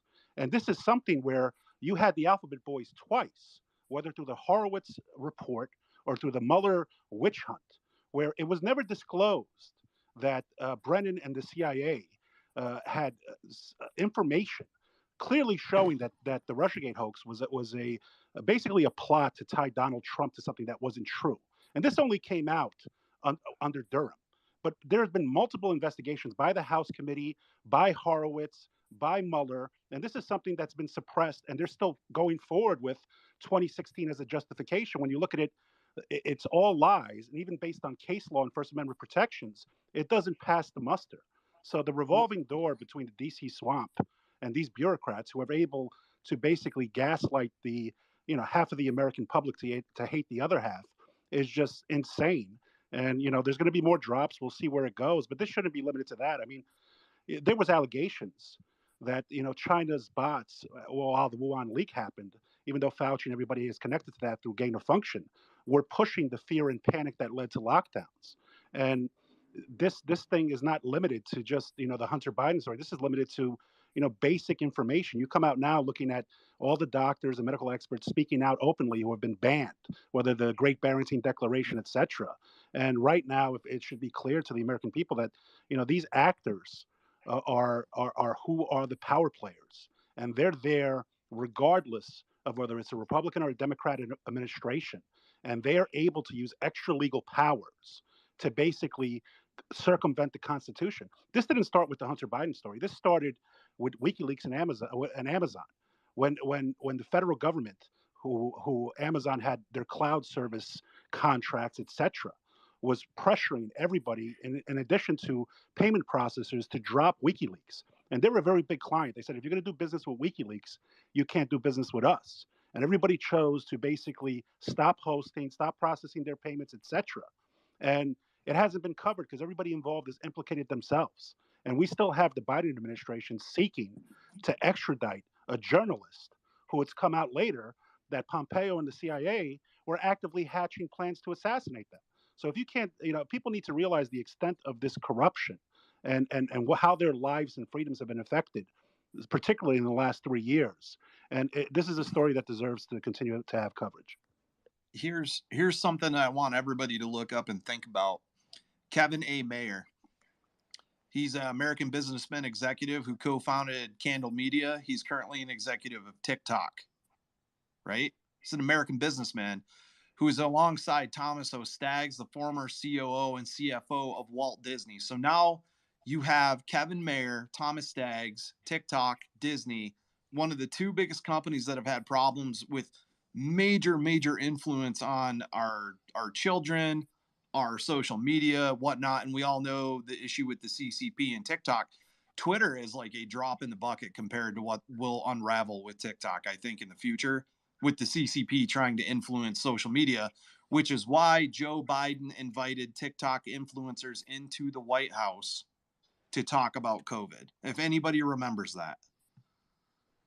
Yeah, that was a very prominent happening, and very kind of bizarre because it was very specifically targeted to influencers on TikTok, and it didn't really extend itself beyond that. There weren't like major Instagram influencers in there. It was very specifically related to TikTok, which is pretty interesting. So I think a level of skepticism there in regards to what you mentioned, I think, is warranted. Yeah, I think people should look into it because TikTok, I actually petitioned the DOD for over 2 years to ban military members from TikTok platform. As I noticed while I was on it, I was seeing multiple instances of security violations and ComSec violations where they were either showing classified information, equipment, military movement, troop size, etc. And eventually they banned it. So it's a good thing. What was that, Ian? I said they do a lot of dumb shit, these young soldiers. They get on TikTok, they, show off they're all fit, right? Because they're in the military. And it'll just be showing off secrets. It's like, dear God. Like, there's this one chick, sorry to, get all dramatic, but like she's in PsyOps. She does PsyOps, right? She works at the psychological department there, and she's telling them how they do things. So it's like, what are you doing? You're just giving state secrets away now. Yeah, so when Facebook came out, we went to Iraq in 2004, 2005, and a few people posted some screenshots or some pictures of our base in Iraq, and not even 2 days later, we were getting mortared. Yeah. So our chain of command came down, our commanders at battalion came down, took everybody's peripherals, everybody's laptops, whatever you had, and said, if you have a Facebook account, you will give it to us and we will follow you. And if you post anything that compromises the mission or the lives, you'll be held under UCMJ. This gets people killed in Ukraine, right? Yeah. There's a reason why Ukrainians, like the military, because they have a lot of mercenaries, and a lot of mercenaries don't follow the orders, right? They'll be TikToking their videos, and then 2 hours later they get mortared by Russians. And the Russians, you don't see any of their videos, and if they do post videos, they're either official or they're heavily censored. You don't even know where they are because they blur out the environment. You can't do any geolocation on them. They're smart. Whereas Ukrainians, they'll be posting where their fucking foxhole is, and then 2 hours later they get bombed. It's like, okay, guys, like you're literally giving away your whole. Yeah, but did you see how many likes they got though? Yeah. So yeah, there's actually videos of them getting shot while TikToking. Why do you think Musk actually offered Starlink for free over Ukraine? He's got control of every ounce of data, every byte of data that's going through Ukraine through Starlink. Imagine what he could do with that compared to what he just did with Twitter. Yeah. Oh, and Emma Jo Morris, the New York Post reporter, she's the one who obtained the laptop, right? She was the one who broke the story for the New York Post.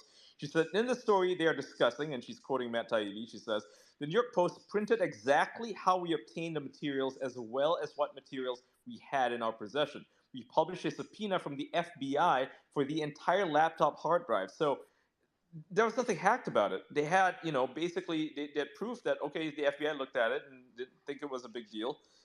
This stuff is like Twitter had absolutely no grounds to ban them.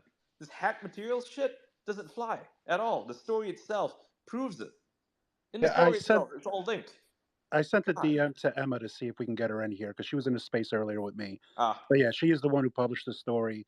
And she said herself that the only reason the pawn shop owner came forward, because he's not hyper partisan, was when the Ukraine impeachment came and he saw them alleging all these allegations of corruption and pressure on Trump. And he knew for a fact the FBI had it.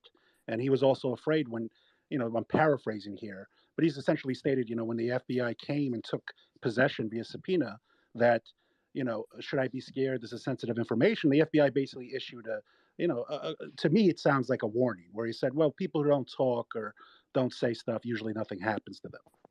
Yep. They ignored it. Elon did just tweet out, you guys, that the Q&A regarding the Twitter files will be held tomorrow. Okay, so cool. Yep. I think I'm just going to say thank you to everybody in the call. I'm actually going to drop off. I hope the call keeps going, but I've got to go eat dinner. And Tara, Kim, Ian, Steven, you guys, wow, just phenomenal. Thank you very much. And I hope to see you guys tomorrow in the Q&A. Sounds good. Did he say a time? Absolutely. Did he say a time on the Q&A tomorrow? No time specified yet. Just that it is tomorrow. Because he tweeted out earlier tonight, and it kind of implied that it was going to happen. The Q&A would be following the file drop, but no longer. So that Q&A will be tomorrow. We don't know what time yet, but we should definitely open up a space to cover it. Hopefully Kim will do that tomorrow. Yeah, that'd be good. Yeah, you should host the Kim and have the. I mean, I don't know how we all stay together. We're going to do this tomorrow again, and I hope Elon will do the Q&A in a space. Then we can all go there and have like a after party and talk about everything further. Absolutely. I mean, this brings me back to the Clubhouse days. Back when Twitter didn't really have spaces and people gather on Clubhouse and talk shop. It was beautiful. I don't know if any of you were there back then, but it reminds me of that. Except it doesn't suck because, Clubhouse sucked. This place is good. One thing I wanted to say is that I feel like everyone should sort of be outraged, right, at what we're seeing here. It doesn't matter. I've been hearing this principles over party a lot recently. And this is it right here. This is when you put principles over party. Doesn't matter if you're a Democrat. Doesn't matter if you're a Republican. This is freedom of speech. This is what it's all about. So I just wanted to say why it's so important. And yeah, we are seeing people from various, like Anthony said, various different sort of parts of the spectrum, political spectrum in here, because this is not a political thing to me. This is about freedom of speech, and so it affects all of us. Thanks. I just wanted to say one thing, actually a couple of things. I think the majority of people in this room are probably from America, and most of us are pissed off when we hear shit like this. But we need to stay calm, or we'll have Kamala Harris running the country. And I'm not saying she would be worse. I don't know, but I know they're going to be doing damage control, and I know if we go into anarchy over this, we're going to kill our country. We need to show with our voices and our votes and who we actually let get on stage to actually represent our parties. The fact that we had Donald Trump and Joe Biden to pick from, that's pretty sad. That's all I have to say. Hey guys, I just wanted to say something. First of all, I want to say thank you so much, Tara Bull, for this opportunity and being a harbinger of free speech, Kim.com, and everybody up here. It's very difficult right now for what we've seen over the past 20, 30 years. There's a few things I wanted to highlight to you guys. As a person who graduated at the top of my class as an historian, one of my favorite quotes is by Aldous Huxley, that men do not learn very much from the lessons of history is the most important part of history. The harbingers of free speech are generally the ones that are censored from centralized entities. We've seen this throughout the past. We'll see this in the present. We'll see this in the future. In order for a population to be the instrument of their own oppression is to pervert part of the mechanics of oppressing a population is to pervert that society to the extent that they become the instrument, the very instrument of their own divide and personal oppression. We've seen this divide in a very cyclical block since, I believe, I'm only 27, but for what I've seen, since 9/11. Started off utilizing the notion of fear, the notion of dividing a population on the basis of fear, because we all know that fear is very I guess you could say, very instinctual for humanity. It's been used to divide and conquer numerous times. It's been used for radicalization numerous times. We saw this with the Nazis in the 1930s, where they utilized the notion of fear that the Germans were not going to be able to be the upper middle class anymore as a result of a Jewish population, a Jewish bourgeoisie per se. And we're seeing the perpetuation of censorship again, beginning with, in my opinion, after 9/11 with the Patriot Act. The Patriot Act paved the way for the extinction of free speech through the justification of fear. Now that you have the Patriot Act in place, you have the ability to justify watching over your citizens, which was then perpetuated under the Obama administration with the paradigm of NSA surveillance, the ability for big tech and government to successfully amalgamate one another, to be able to become this corporate governmental autocracy. It reminds me a lot of the 1880s, where basically there was capitalism without any government oversight.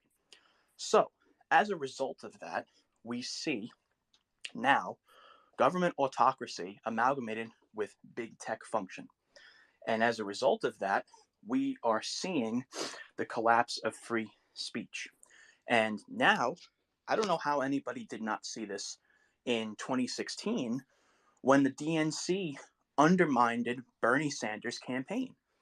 Bernie Sanders literally was undermined and by the DNC, by his own party. So it baffles my mind that it took Elon Musk to be a harbinger of free speech. Generally, when you see a population deflecting, or you see an authority figure deflecting that there is another ideology that's lying. For example, Project Veritas, let's say. For example, those on the right that believed in free speech. And this is not a right or a left issue. We're seeing Republicans on this side of corruption as well. But when you have deflection from centralized authorities and scapegoats, this is exactly what we saw in the 1930s. You find a scapegoat and you deflect any blame, and that absolves you from any blame, and it turns you and the people you radicalized into victims. And as a result of that, the population divides itself into subgroups, and those subgroups war against each other, while the centralized authorities, for example, this time, the WEF, the change just that they're making, you don't realize the changes that they're making until it's too late. There was a story, and then I'll shut up, I promise. One of my favorite books is The 48 Laws of Power. There was an emperor by the name of Emperor Wang Ming. Emperor Wang Ming said that he found, quote unquote, Confucius's writings under his house. And you know what he did? You know what exactly he did? He utilized those writings, he imprinted those quote unquote writings into his own specific ideals and governmental principles, and people, because they succumbed to the familiarity and veneration of of Confucius, he was able to implement policies that created despotism and autocracy so fast that it was far too late for anybody to see it coming until it already came. So that's what I wanted to say, and I can't thank Tarable enough for letting me to come up here. It was very kind of her. Thank you for coming up and sharing your wisdom. If anyone wants to add to that or respond, go for it. Yeah, I'll just add one thing. I mean, ignoring Hunter Biden, these vaccine mandates are still being pushed, right? The Biden administration is still pushing them. If you look at recruiting levels for the U.S. Armed Forces, this is not just limited to the U.S. Armed Forces. You look at law enforcement, a lot of these blue cities and states, they're bleeding. They can't recruit. They can't retain. In New York City alone, the applications for early retirement are at historical records. We are literally witnessing a controlled collapse that doesn't make this nation stronger and leaves us open to rivals and chaos, whether domestically or foreign. So, I mean, this is allegedly not going to be limited just to the Hunter Biden story. And there are a lot of doctors and scientists and other people who have been silenced, that their voices need to be heard.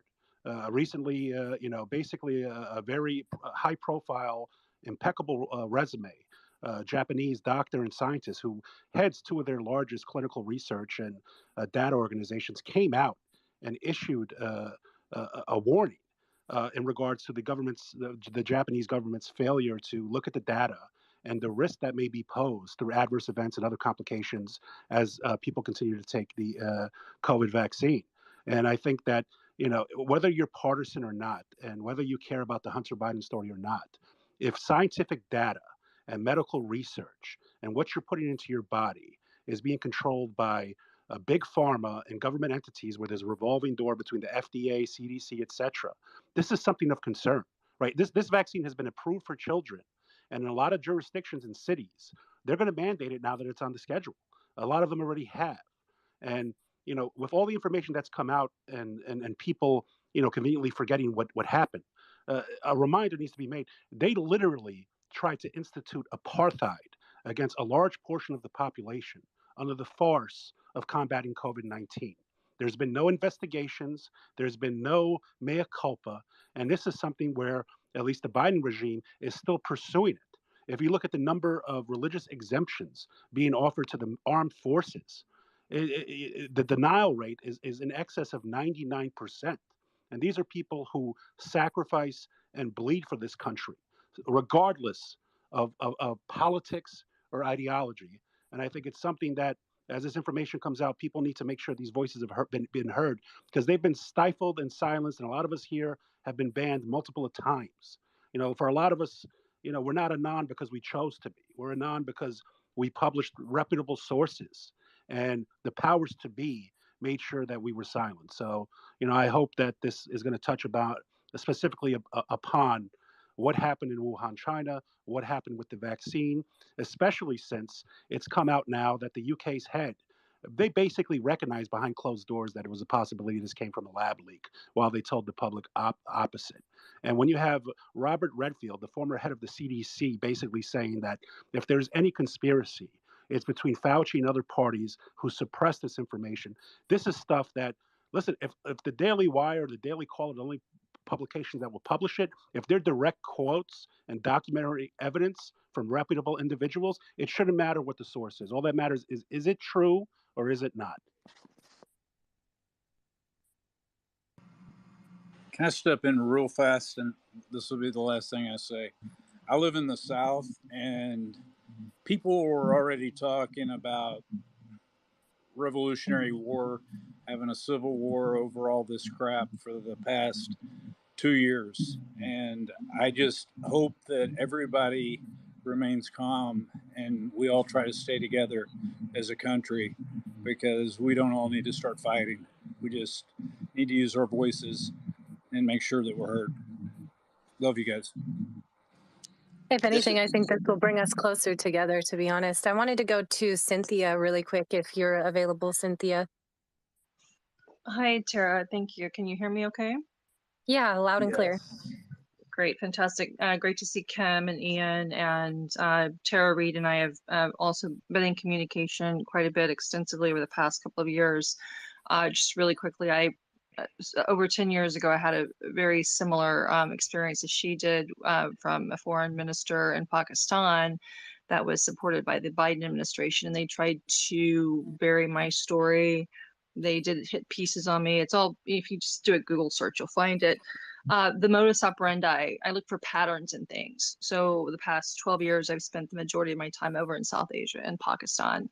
And the patterns that I saw from the political nefariousness in terms of burying truth seekers and trying to threaten them, their families. It's like Sandra Bullock in The Net, when she stumbled across something unwittingly, and then she was sort of attacked.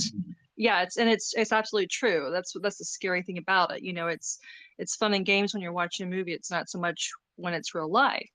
But coming back to circling, I don't want to sound like Jen Psaki here, but circling back to the COVID commentary, I was in Pakistan when all of this, I was actually flying out of Washington, D.C., back to Islamabad when the COVID thing just went massively crazy, almost 3 years ago this upcoming January.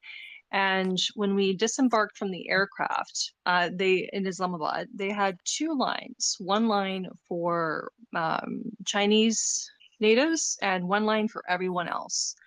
And that was one of the first red flags for me, because we were all sitting on the same aircraft. We all are, as far as I know, all of our blood is the same color. We were all breathing the same air.